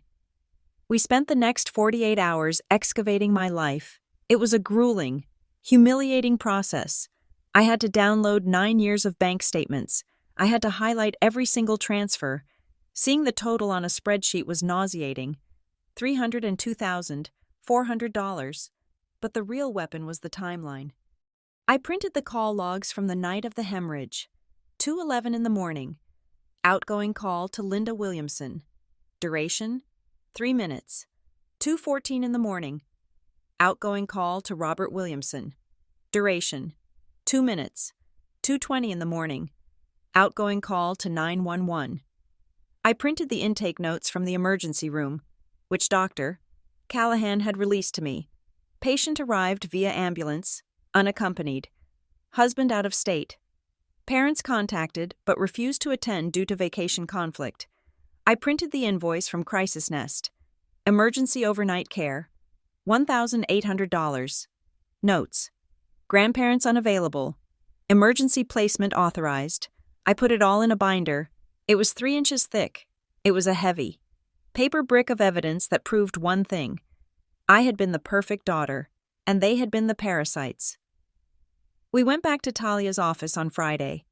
She flipped through the binder, her eyebrows going up slightly when she saw the Crisis Nest invoice. They refused to come because of a fishing tournament? She asked, looking at the notes I had typed up. Yes, I said. My father asked how much the surgery would cost before he hung up. Talia closed the binder. Okay, Marcus Bannister is not going to know what hit him. Lawyers like him rely on vague assertions. He likely has no idea about the medical emergency. Your parents probably told him you just cut them off out of spite. We are going to educate him. She drafted the response letter while we sat there. It was beautiful in its brutality. She did not argue about the money. She simply stated that the payments were voluntary gifts, now terminated due to gross familial negligence. She attached the timeline. She attached the ER notes. She attached the Crisis Nest invoice. She ended the letter with a single paragraph. If your clients wish to pursue this matter in court, we will welcome the opportunity to enter these documents into the public record. We will depose your clients regarding their whereabouts and sobriety on the night of January 23rd. We will subpoena the financial records of the fishing tournament entry fees paid using my client's funds. Govern yourselves accordingly. Send it, Evan said. The response came 3 days later, but it wasn't a letter. It was a phone call. Talia put it on speakerphone in her office. Talia, the voice on the other end sounded harried. It was Marcus Bannister. Look, I got your package. I need to clarify something. Clarify away, Marcus, Talia said, leaning back and inspecting her fingernails. My clients didn't tell me about the hospital, he said. They told me Gabriella had a minor outpatient procedure and used it as an excuse to renege on the contract. I didn't know about the ambulance or the twins being left with strangers. Your clients omitted a few material facts, Talia said dryly, like the fact that they were at a luxury resort while their daughter was bleeding out. Right, Marcus said. He sounded disgusted. Look, I am going to advise them to drop the emotional distress claim. That is a non-starter with these facts. No judge is going to give them a dime for distress when they were fishing during a miscarriage. I felt a surge of triumph. They were retreating. But, Marcus continued, and my stomach tightened. They are insistent on the contract. Talia, They are saying the monthly stipend isn't a gift. They are saying it is a contractual obligation based on the 2019 agreement.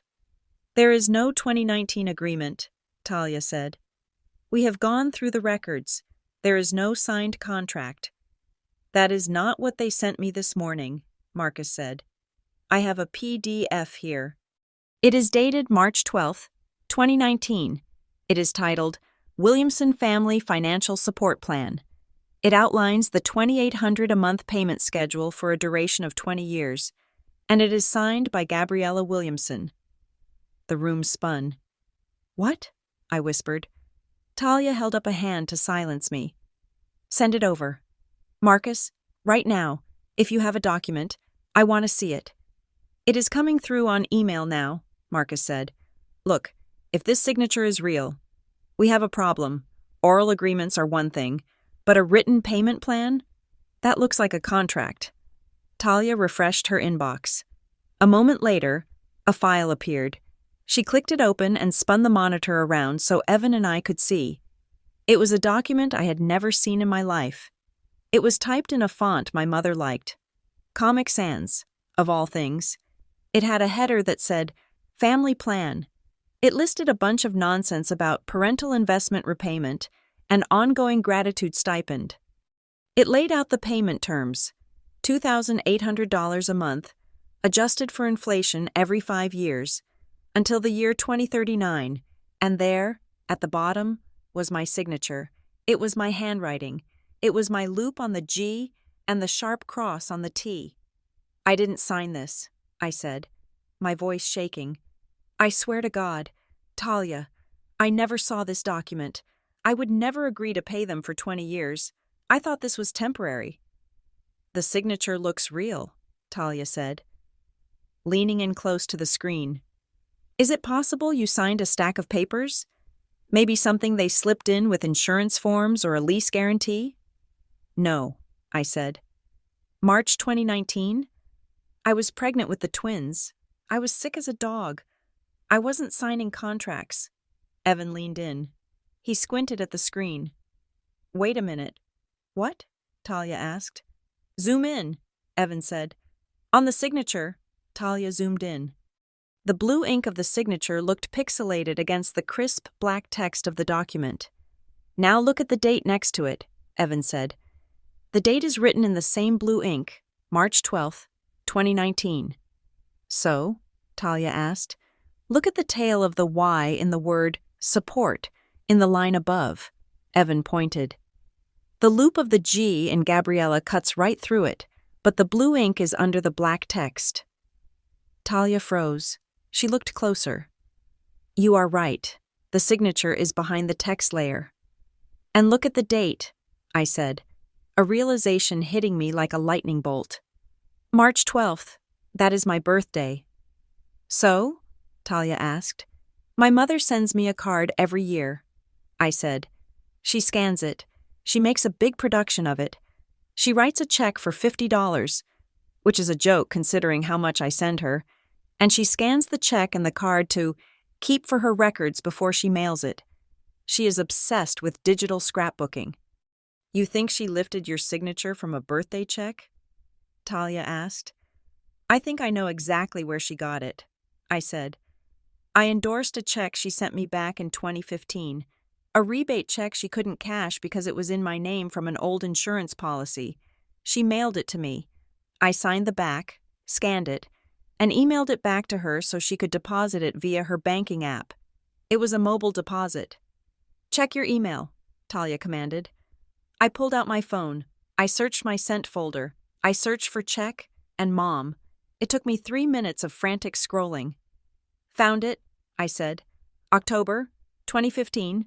Subject, deposit for mom. I opened the attachment. It was a scan of the back of a check. My signature was there. It was identical to the one on the contract, but there was something else. In the scan from 2015, there was a tiny smudge of ink next to the A in Gabriella, a little accidental dot where the pen had slipped. I looked up at Talia's monitor. I pointed to the contract from 2019. There, next to the A, was the same tiny smudge. They photocopied it, I whispered. They lifted the signature from an old email and pasted it onto this document. Talia sat back in her chair. A slow, predatory smile spread across her face. It was the smile of a shark that just smelled blood in the water. "That is not a contract," Talia said softly. "That is a felony." She picked up the phone. She didn't put it on speaker this time. She dialed Marcus Bannister. "Marcus," she said, her voice dropping to a temperature that could freeze nitrogen. "I am looking at the document you just sent. I am also looking at a forensic proof that the signature on this document was lifted from a mobile deposit check endorsement dated October 2015. I can see the artifacting. I can see the identical pen smudge." There was silence on the other end. "Your clients didn't just lie to you about the hospital, Marcus," Talia said. "They just used you to transmit a forged instrument. That is fraud. That is manufacturing evidence. And if you file this in court, I will have you sanctioned and disbarred before the ink is dry." I could hear Marcus stuttering even from across the desk. I didn't know. I swear. Talia, they gave me the file. They said it was the original scan." "I am sure they did," Talia said. "Here is what is going to happen. You are going to withdraw from this matter immediately. You are going to send me a formal letter stating that your clients are retracting all demands. And you are going to tell Linda and Robert Williamson that if they ever contact Gabriella again, by mail, by phone, or by carrier pigeon, we won't just sue them. We will hand this PDF to the district attorney." She paused, listening to his frantic agreement. "Good choice, Marcus," she said. "Have a nice day." She hung up. The room was silent. "They forged it," I said. I felt numb. "They actually sat down at a computer, scanned my signature, and built a fake contract because they knew I would stop paying them." "They are desperate," Evan said.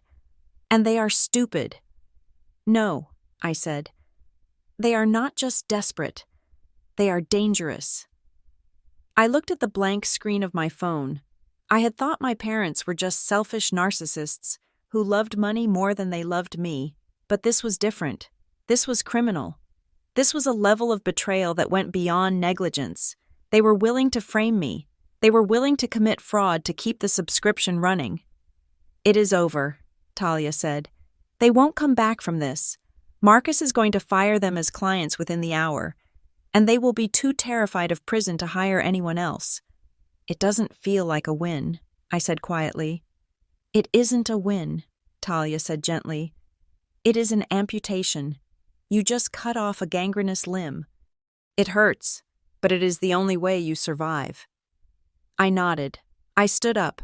I took the binder of evidence, the 3 inches of proof that I had been a good daughter and they had been bad parents, and I threw it in the trash can on my way out. I didn't need the proof anymore. I knew the truth, and now I knew exactly who they were. The silence after the legal threat was not peaceful. It was heavy, like the air before a thunderstorm. We had won the skirmish with the forged contract, but the victory felt hollow. I had not just defeated a lawsuit. I had peered into the soul of my family and found a black hole where affection should have been. Evan and I started seeing Dr. Aris 2 weeks later. She was a woman with kind eyes and a spine of steel, not unlike Marianne, but with a notepad instead of a stethoscope. In our 3rd session, Dr. Aris asked me to do something that sounded simple but felt like pulling teeth. She handed me a legal pad and a pen. "I want you to make a ledger," she said. "Not of money. You have already done the math on the money. I want a ledger of emotional labor. On the left, write down every crisis you have managed for your parents. Every time you dropped everything to help them. Every emotional deposit you made. On the right, write down every time they did the same for you." I sat there for a long time. The clock on the wall ticked loudly. I started writing. The time Dad got a DUI in 2018, and I spent 6 hours finding him a lawyer. The time Mom had a panic attack about her turning 50, and I organized a surprise party to soothe her ego. The weekends I spent helping them set up their new phones, their new TV, their new Wi-Fi. The hours listening to Mom complain about Dad. the hours listening to Dad complain about his boss. I filled 3 pages. My hand was cramping. Then I looked at the right side of the ledger. It was blank. I tried to think of something, anything. I thought about my college graduation. They came, but they complained about the heat and left early to beat traffic. I thought about my wedding. Mom spent the reception crying in the bathroom because the florist had used the wrong shade of peach. Making the day about her disappointment rather than my joy, I thought about the night of the hemorrhage. The right side remained blank. "What do you see?" "Doctor," Aris asked softly. "I see a job," I whispered. I wasn't a daughter. I was an employee, and I was working for free. It was never mutual. "Gabriella." "Doctor," Aris said. "It was management. You were managing their emotions, their finances, and their lives to buy a love they were incapable of selling." I went home that day and slept for 12 hours. When I woke up, the guilt that had been gnawing at me, the tiny voice that said, "But they are your parents," was quieter. It wasn't gone, but it was starving. Marianne was still with us, though she had moved into the guest room permanently for the time being. She was the counterweight to the emptiness. One evening, while we were folding laundry in the living room, I stopped. I was holding one of Noah's tiny shirts. "I feel cruel," I admitted. "I know they forged the contract. I know they abandoned me. But I still feel cruel for cutting them off completely. They are aging. They are incompetent with money. What if they lose the house?" Marianne snapped a towel, folding it into a crisp square. "Gabriella, look at me." I looked at her. "You feel cruel because you were trained to feel cruel," she said. "They installed those buttons in you when you were a child, so they could press them whenever they needed something. You are confusing boundaries with betrayal. Telling an adult to pay their own bills is not betrayal. Telling a parent you won't be abused is not cruelty, it is survival." "But they might actually lose the house," I said. "Then they will move," Marianne said pragmatically. "Or they will get jobs, or they will sell the boat. They are adults, Gabriella. They have survived this long without you holding their hand. They will figure it out, or they won't. But it is not your job to be the insulation between them and the consequences of their own choices." Insulation, that is what I had been. I had been the foam padding keeping them from bruising themselves on reality. I stopped being the insulation. Summer turned into autumn. The leaves changed color, and the air turned crisp. We focused on the twins. We focused on us. Evan got the partnership, despite the missed pitch. Because his firm respected a man who prioritized a family crisis over a PowerPoint presentation, and then, in late October, the stick turned blue again. I sat on the bathroom floor. Staring at the double lines, I didn't cry. I didn't run to tell Evan with a cute announcement gift. I felt a cold, paralyzing terror. It was too soon. My body was healed, but my heart was still covered in scar tissue. When I told Evan, he didn't pick me up and spin me around. He sat down on the floor next to me and held my hand. "We will take it one day at a time," he said. 1 hour at a time. This pregnancy was different. It was a covert operation. We told no one. We scrubbed our social media. There were no bump updates, no cryptic posts about blessings, no registry links. We lived in a bunker of privacy. We told Marianne, because she was our safe harbor. She simply nodded, made me a cup of herbal tea, and started knitting a blanket in a neutral yellow. "We protect the peace," she said. "That is the priority. But peace is hard to keep when you have enemies who believe they own you." I was 16 weeks along when I went for my checkup. I was terrified of this appointment.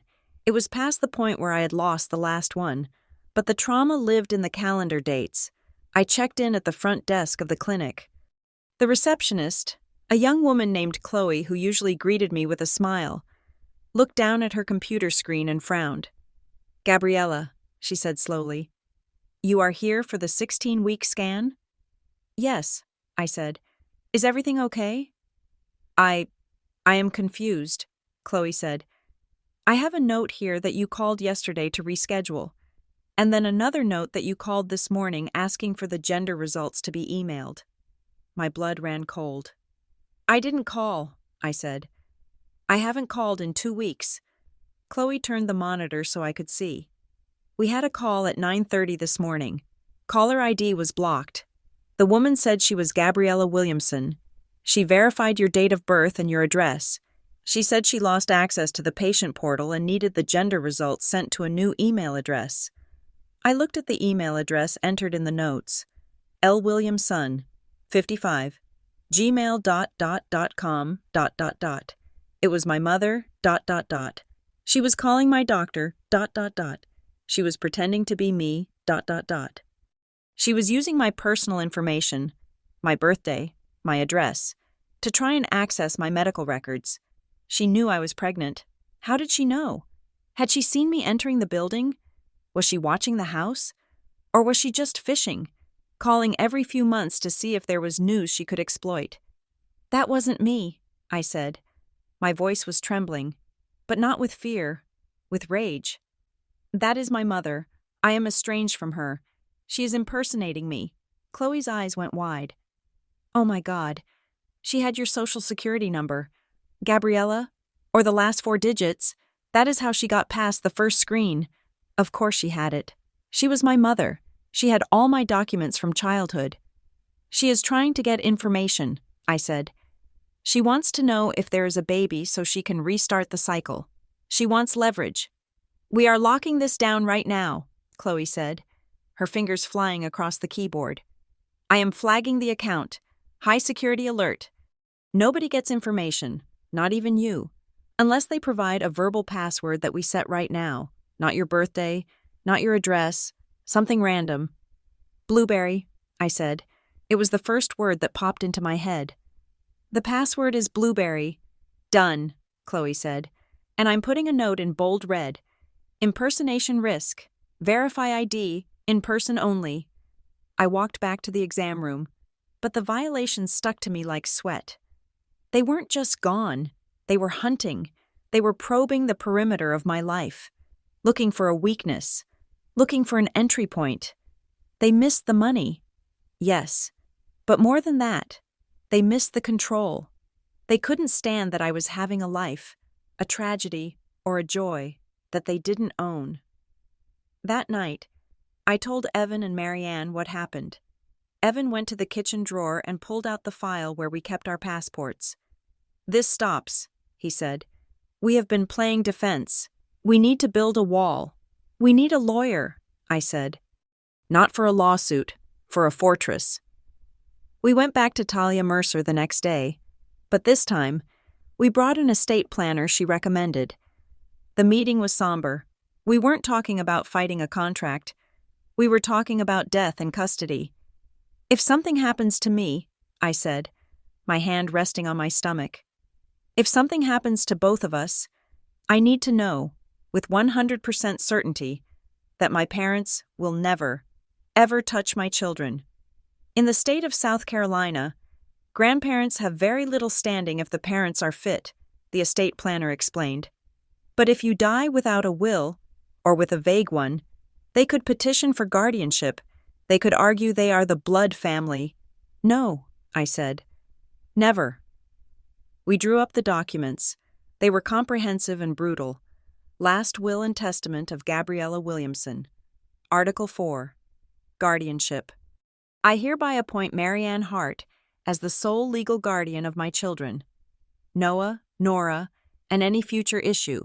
In the event Marianne Hart is unable to serve, I appoint Evan's sister.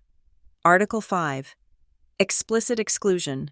I knowingly and intentionally make no provision for my parents, Robert and Linda Williamson. This is not an oversight. Under no circumstances are they to have custody, visitation, or decision-making power regarding my minor children.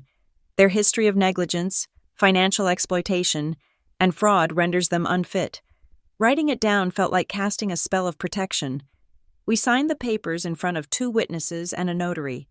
The heavy stamp hit the paper with a thud that echoed in the conference room. We need one more thing, Evan said. A medical power of attorney. He looked at me. If I am not there, or if we are in an accident together. I don't want them making decisions for you either, Gabby. If you are in a coma, I don't want Linda standing over you deciding when to pull the plug. Marianne, I said. It has to be Marianne. We drafted that too. Marianne Hart was named my healthcare proxy, my agent, my voice. When we got home, we sat Marianne down at the kitchen table and showed her the documents. She read them slowly, her reading glasses perched on the end of her nose. When she finished, she took off her glasses and looked at us. Her eyes were wet. You are asking a lot of an old woman, she joked, but her voice was thick. We are asking the only family we have, I said. I accept, she said. I will keep them safe, and I will keep you safe. She took the folder and walked it to the fireproof safe in the office. I watched her go. I touched my stomach. I was still scared. The phone calls hadn't stopped, though they were blocked, and the attempt to hack my medical records proved they were escalating from guilt to strategy. They were desperate animals, pacing the fence line, but for the first time, I knew the fence was electrified. I had updated the software of my life. The subscription was canceled, the password was changed, and the locks were changed. Let them plot, let them call, let them forge. I had built a kingdom they could not enter. At 38 weeks, the contraction did not feel like pain. It felt like a promise being kept. It started at 4:18 in the morning, a low, rolling wave that tightened across my abdomen and wrapped around my lower back. I was awake instantly. But this time, unlike the night with the hemorrhage, there was no panic. There was no blood soaking the sheets. There was just the steady, rhythmic work of my body, doing exactly what it was designed to do. I sat up and breathed through the peak of the wave. When it receded, I reached over and shook Evan's shoulder. It is time, I whispered. Evan was up in 3 seconds. He didn't scramble. He didn't look terrified. He looked ready. We had practiced this. We had a plan, and the plan was ironclad. Okay, he said, rubbing his face. I will text the sitters. Are you okay to walk? I am fine, I said. Contractions are 8 minutes apart. We walked out into the hallway. The door to the guest room was already open. Marianne was standing there, fully dressed in comfortable slacks and a cardigan, her car keys already in her hand. She had heard us. I was starting to believe the woman slept with one eye open, eternally on guard. Bag is in the car, Marianne said softly. I put a cooler with ice water in the passenger seat. Sitters are en route, Evan said, glancing at his phone. They will be here in 15 minutes. I will stay until they are settled. Then I will come behind you. This was the hardest part of the plan, but it was the most necessary. We were not leaving Noah and Nora alone. We were not relying on luck. Evan would secure the perimeter at home, and Marianne would secure the perimeter at the hospital. Go, Evan said, kissing my forehead. I will see you there. I love you. I love you, I said. The drive to Riverbend Medical Center was the polar opposite of my last journey there. Marianne drove the speed limit. The radio was off. The windows were cracked just enough to let in the cool pre-dawn air. She didn't tell me to calm down. She didn't ask about the cost of parking. Every time I had a contraction, she simply reached over and squeezed my hand, anchoring me to the earth until the pain passed. We pulled up to the emergency entrance at 5 in the morning. The sky was turning a bruised purple in the east. At the registration desk, the nurse asked for my name. Gabriella Williamson, I said, gripping the counter. She typed it in. Then she stopped. A red box popped up on her screen. I could see the reflection of it in her glasses. I have a security flag here, she said, looking at me carefully. Can you provide the verbal password? Blueberry, I said. The nurse nodded, her shoulders relaxing. Okay, Gabriella. Protocol is active. No information is to be released to anyone without that password. You are listed as Do Not Announce. Is that correct? That is correct, Marianne said, stepping forward. I am her support person and medical proxy. My name is Marianne Hart. You are in the file, the nurse confirmed. Let's get you upstairs. The labor was fast. My body remembered the way. By 7 in the morning, Dr. Callahan was in the room, wearing that familiar smile that made me feel invincible. "You are doing beautifully, Gabriella," she said. "We are almost there." "Is the door locked?" I asked between breaths. It was an irrational question. We were in a labor suite, but I couldn't help it. "The unit is locked," Dr. Callahan assured me. "Nobody gets through those double doors unless they have a badge or we buzz them in. Focus on the baby." And I did. I focused on the life I was bringing into the world, not the people who tried to drain the life out of me. At 7:42 in the morning, just as the sun broke fully over the horizon, my son was born. He came out crying, a loud, indignant sound that filled the room and shattered the last remnants of my fear. Dr. Callahan placed him on my chest. He was heavy, warm, and slippery. He had dark hair, just like Evan. "He is perfect," Dr. Callahan said.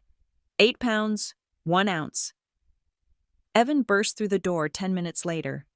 Breathless, smelling of the outside world. He had made it. He saw me. He saw the baby. And he dissolved. He came to the side of the bed, burying his face in my neck, weeping with the kind of relief that only comes after you have held your breath for 9 months. "He is here," I whispered. "We did it.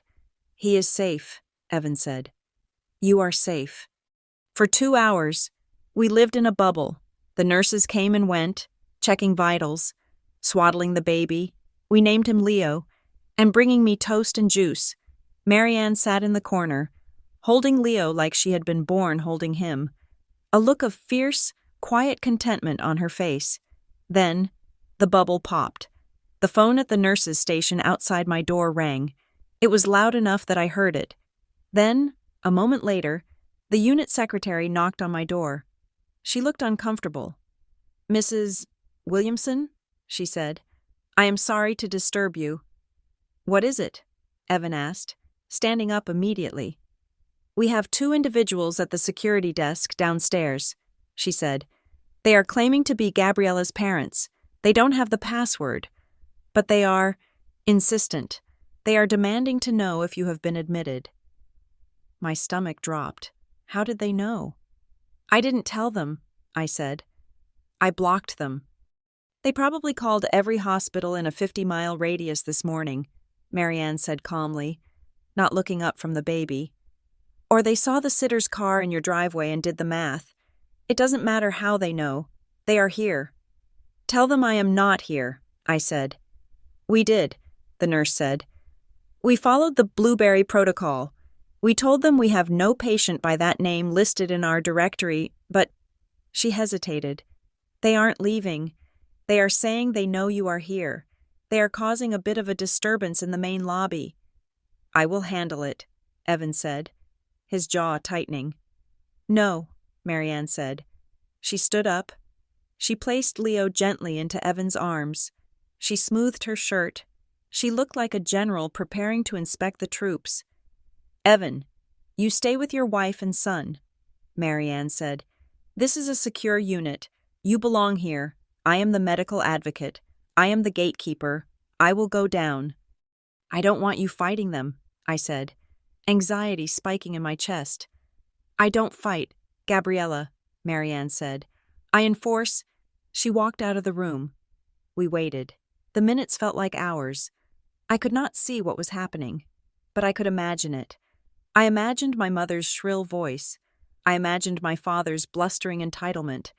But I didn't have to imagine for long, because they didn't stay in the main lobby. They managed to slip into the elevators when a staff member swiped a badge. They made it to the 4th floor. We heard the commotion through the closed door of my room. We heard the heavy double doors of the labor and delivery unit rattle as someone tried to pull them open without being buzzed in. And then, we heard the voices. "This is illegal!" It was Robert. His voice was muffled by the thick doors but unmistakable. "You are keeping us from our daughter. We have rights." "Sir, step away from the doors," a security guard's voice boomed. "We just want to see the baby."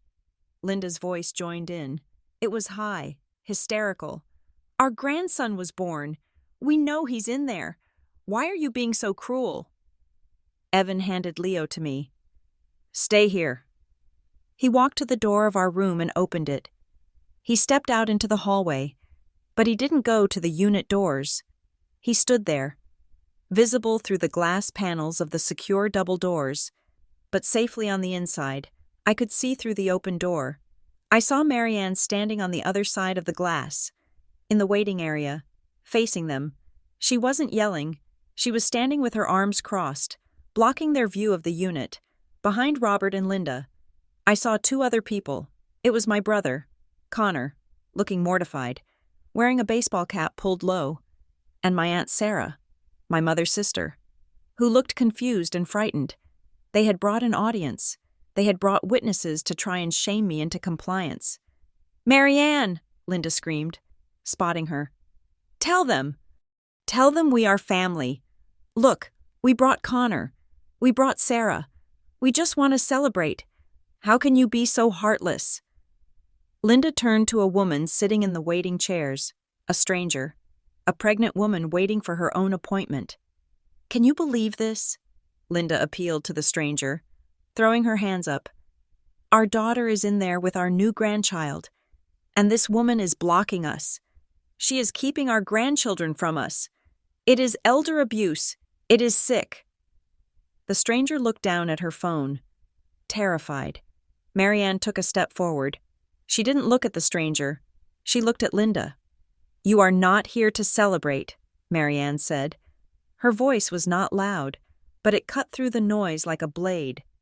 "You are here because you lost control, and you are desperate to get it back." "We are here out of love," Robert shouted. "We brought gifts." He held up a bag from a high-end baby boutique. "You brought a lawsuit threat 2 months ago," Marianne said. "You forged a contract to try and extort money from your pregnant daughter. Do you think we forgot that? Do you think a gift bag erases a felony?" The hallway went silent. The security guard, a large man with a compassionate face, looked from Marianne to Robert. "Forgery?" the guard asked. "They tried to sue her for financial support," Marianne said to the guard. "They are not here for the baby. They are here for the wallet." "That is a lie," Linda shrieked. She lunged toward the glass doors, pressing her hands against them. "Gabriella! Gabby! I know you can hear me. Don't let her do this. We love you. We are your parents." Evan walked up to the glass. He stood right on the other side of the doors. He looked at Linda, whose face was pressed against the safety glass, distorted and weeping. He looked at Robert, who was red-faced and panting. He looked at Connor, who was staring at his shoes. Evan pressed the button on the intercom so they could hear him clearly without him having to open the door. "Go home, Linda," Evan said. "Evan!" Linda cried, her face lighting up with false hope. "Evan, please, talk sense into her. We just want to see the baby. We promise we won't talk about money. Just 5 minutes." Evan looked at them. He looked at the people who had asked, "How much is this going to cost?" while I was bleeding out. He looked at the people who had sent a fake contract. "You don't get access to the children you ignored when my wife was bleeding," Evan said. The words hung there. Simple, true, devastating. "We didn't ignore her," Robert argued. "We were out of town." "You chose a fishing trip over her life," Evan said. "And now you are choosing a scene over her peace. You are done. You are not grandparents. You are strangers who share a last name." Evan turned to the security guard on the other side of the glass. "Officer," Evan said, "these people are harassing a patient under a privacy flag. They have been removed from our visitation list explicitly. Please remove them." "You heard the man," the guard said, stepping between Robert and the door. "Time to go." "You can't do this," Linda wailed. She tried to drop to the floor, a classic tactic to create a scene, but the second guard caught her by the arm. "Ma'am, if you do not walk out, we will carry you out," the guard said, "and we will file charges for trespassing. Is that what you want?" Connor finally looked up. He looked at Evan through the glass. He saw the resolve in Evan's eyes. "Mom, Stop, Connor said. He sounded tired. Let's go. It is over. It is not over, Linda screamed as the guards began to steer them toward the elevators. Gabriella, you will regret this. You need us. She really doesn't, Marianne said to their retreating backs. I watched from the doorway of my room. I saw the elevator doors open. I saw the guards march them in. Linda weeping, Robert blustering, Connor shrinking. The doors closed. The hallway was quiet. Marianne stood there for a moment, checking the seal on the unit doors. She nodded to the security guard, who gave her a respectful salute. Then she turned and walked back toward my room. Evan met her at the door. He didn't say anything. He just pulled her into a hug. They walked back into the room together. I looked down at Leo. He was asleep. He hadn't heard a thing. He hadn't heard the screaming. He hadn't heard the lies. He hadn't felt the toxicity that had poisoned so much of my life. Are they gone? I asked. They are gone, Evan said. He sat down on the edge of the bed and put his hand on Leo's back. Did you hear what I said? Evan asked. I heard, I said. I meant it, he said. They are done. Gabby, they don't come back from this. I know, I said, and for the first time, the realization didn't bring guilt. It didn't bring a sense of loss. It brought a profound, settling peace. I looked at the closed door of the hospital room. It was just a door, made of wood and laminate, but it was also a boundary, and on this side of the door, there was only love. Can I hold him? Marianne asked softly. I handed my son to his grandmother, the real one, the one who showed up. Hello, Leo, Marianne whispered, rocking him gently. Welcome to the family. The good part. It had been 6 weeks since the hospital security guards escorted my parents out of the maternity ward. 6 weeks of silence. 6 weeks of healing. Leo was gaining weight, his cheeks filling out, his eyes turning from that newborn hazy blue to a sharp, inquisitive brown. The twins, Noah and Nora, were obsessed with him, treating him like a fragile new toy that they were allowed to look at but not squeeze too hard. My physical scars were fading into silver lines. The emotional ones were still there, but they were no longer bleeding. They were just part of the landscape now. I agreed to the meeting on a Tuesday. I did not agree to meet at their house, with its smell of vanilla candles and unsaid resentments. I did not agree to meet at a coffee shop, where they could cause a scene. We met at Talia Mercer's office, in the glass-walled conference room on the 14th floor. I arrived 10 minutes early. I wore a suit, not sweatpants. I wore heels, not sneakers. I wanted to walk into that room not as a tired mother, but as a woman who owned the ground she stood on. Talia was already there, sitting at the head of the long mahogany table, a file folder resting in front of her. Are you ready? Talia asked. She didn't look worried. She looked bored, which was the most reassuring look a lawyer could give. I am ready, I said.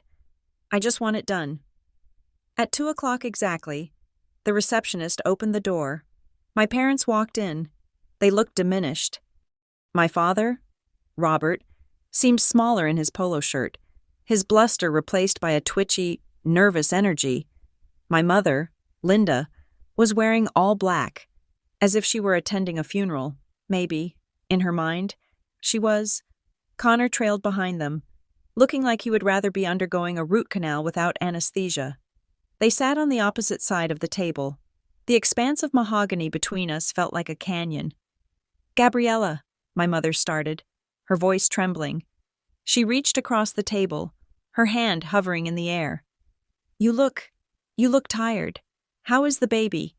We haven't even seen a picture. We are not here to swap photos, Linda, Talia said. Her voice was ice water. We are here to finalize the terms of your separation from my client's life. Separation? Robert bristled, finding a shred of his old arrogance. Now wait a minute. We agreed to come here to talk sense. We are grandparents. You cannot just separate us from our own blood. We have rights. We have a right to a relationship with those children. You have no rights? Talia said calmly. In South Carolina, grandparents have no statutory right to visitation over the objection of fit parents. And considering your behavior at the hospital, no judge in this state would grant you access to a hamster, let alone an infant. We were emotional, Linda cried.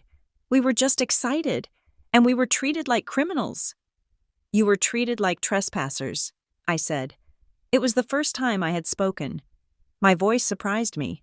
It wasn't shaking. It was low, steady, and completely devoid of the desperation I used to feel when I talked to them. And we are here because I need you to understand exactly why that happened, and why it is going to keep happening. I reached into my bag and pulled out my own folder. It was thick. It was heavy. I slid it across the table. It stopped right in front of my father. Open it, I said. Robert looked at the folder like it was a bomb. He opened the cover. What is this? He muttered. It is the receipt, I said. For everything. He flipped the page. It was the timeline of the night of the hemorrhage. The call logs showing they spoke to me for 3 minutes before hanging up. The timestamp of their refusal. The timestamp of the fishing tournament registration the next morning. He flipped again. It was the invoice from Crisis Nest. $1,800 for emergency childcare because the grandparents were unavailable. He flipped again, and then he froze. He was looking at the bank records. 9 years of transfers, $2,800 a month, a grand total of $302,400. And right next to it, the family plan contract they had sent to my lawyer, the one with the forged signature. We know, I said. Know what? Robert said, but his voice cracked. He closed the folder quickly, as if hiding it would make the truth disappear. We know you forged the signature, Talia said. She leaned forward, clasping her hands. We know you lifted it from a mobile deposit check from October of 2015. We have the forensic analysis. It is a clumsy cut-and-paste job. Robert, in a court of law, that is called fraud. It is a felony. And since you used email to transmit it to an attorney to demand money, it is also wire fraud. The color drained from my mother's face. She looked at Robert, terrified. You said it was airtight, she whispered to him. You said she would never check. Shut up, Linda, Robert hissed. Don't speak to her like that, I said. And don't bother denying it. The question isn't whether you did it. The question is why. Why were you so desperate for $2,800 a month that you were willing to commit a crime against your own daughter? Robert stared at the table. His jaw worked, grinding his teeth. He didn't answer. He couldn't answer, because the answer would require him to admit he wasn't the successful patriarch he pretended to be. Tell her, Dad, Connor said. We all looked at Connor. He was sitting at the far end of the table, slouching in his chair. He didn't look at me. He looked at the wall. Connor, be quiet, Robert warned. No, Connor said. He sat up. I am tired of this. I am tired of lying for you guys. She thinks we are just greedy. Dad, she thinks we just wanted the money for trips. We did need it for trips, Linda interrupted, trying to pivot back to the script. We have expenses. We have a standard of living to maintain. It wasn't for trips, Mom, Connor said. He turned to me. They are broke. Gabby, they have been broke for 10 years. What? I asked. The investment, Connor said. Remember that sure thing Dad wouldn't shut up about in 2015? The land deal in Florida? The one he said was going to triple his retirement? I remembered. My father had bragged about it at every holiday dinner for a year. He called it his empire builder. It was a scam, Connor said. The developer took the money and vanished. Dad lost everything. His 401k, the equity in the house, everything. They were leveraged to the hilt. I stared at my parents. They didn't look like monsters anymore. They looked like hollow shells. So the money I sent, I started. It wasn't for golf clubs, Connor said. I mean, some of it was. They couldn't give up the appearance, right? They had to look rich, but most of it was just covering the interest on the loans they took out to hide the loss. They were drowning. Gabby. And you were the life raft. That is why they panicked when you stopped paying. Without your check, the house of cards falls down. The bank takes the house. The club cancels the membership. Everyone finds out Robert Williamson is a failure. The silence in the room was deafening. It wasn't malice. It was vanity. They had let me believe they were just selfishly enjoying my money, when in reality, they were using me to prop up a facade of success because their ego was more important than my financial future. They let me live in a basement apartment with mold while they pretended to be real estate tycoons, all to avoid admitting they had made a mistake. "Is this true?" I asked Robert. He didn't look up. He just nodded, a jerky, pathetic motion. "We were protecting you," Linda sobbed. "We didn't want you to worry about us." "Protecting me?" I laughed. It was a dry, harsh sound. "You took $300,000 from me. You left me to bleed in a bathroom because you couldn't afford to miss a fishing tournament that you probably put on a credit card. That isn't protection. Mother, that is parasitism." "We can fix this," Robert said, finally looking up. His eyes were desperate. If we can just restructure, maybe not 2,800, maybe 1,500, just to keep the wolves away? We are family. Gabriella, you can't let us go under." I looked at them. I looked at the people who had raised me to be a resource, not a person. I thought about Marianne. I thought about how she drove through the night without asking for a dime. I thought about how she held Leo with a love that asked for nothing in return. I realized then that I wasn't angry anymore. I was just done. "No," I said. "What?" Robert blinked. "No money," I said. "Not $1,500, not $15. The bank is closed, permanently." "But we will lose the house," Linda wailed. "Then sell it," I said. "Downsize, rent an apartment, live within your means, like I did for years while I was funding your delusions." I stood up. Talia stood up with me. "Here is the deal," I said. I didn't look at my notes. I knew exactly what I wanted to say. "Talia has prepared a document. It is not a contract for money. It is a confession." Talia pulled a single sheet of paper from her file. "This document states that you admit to forging the family plan contract," I said.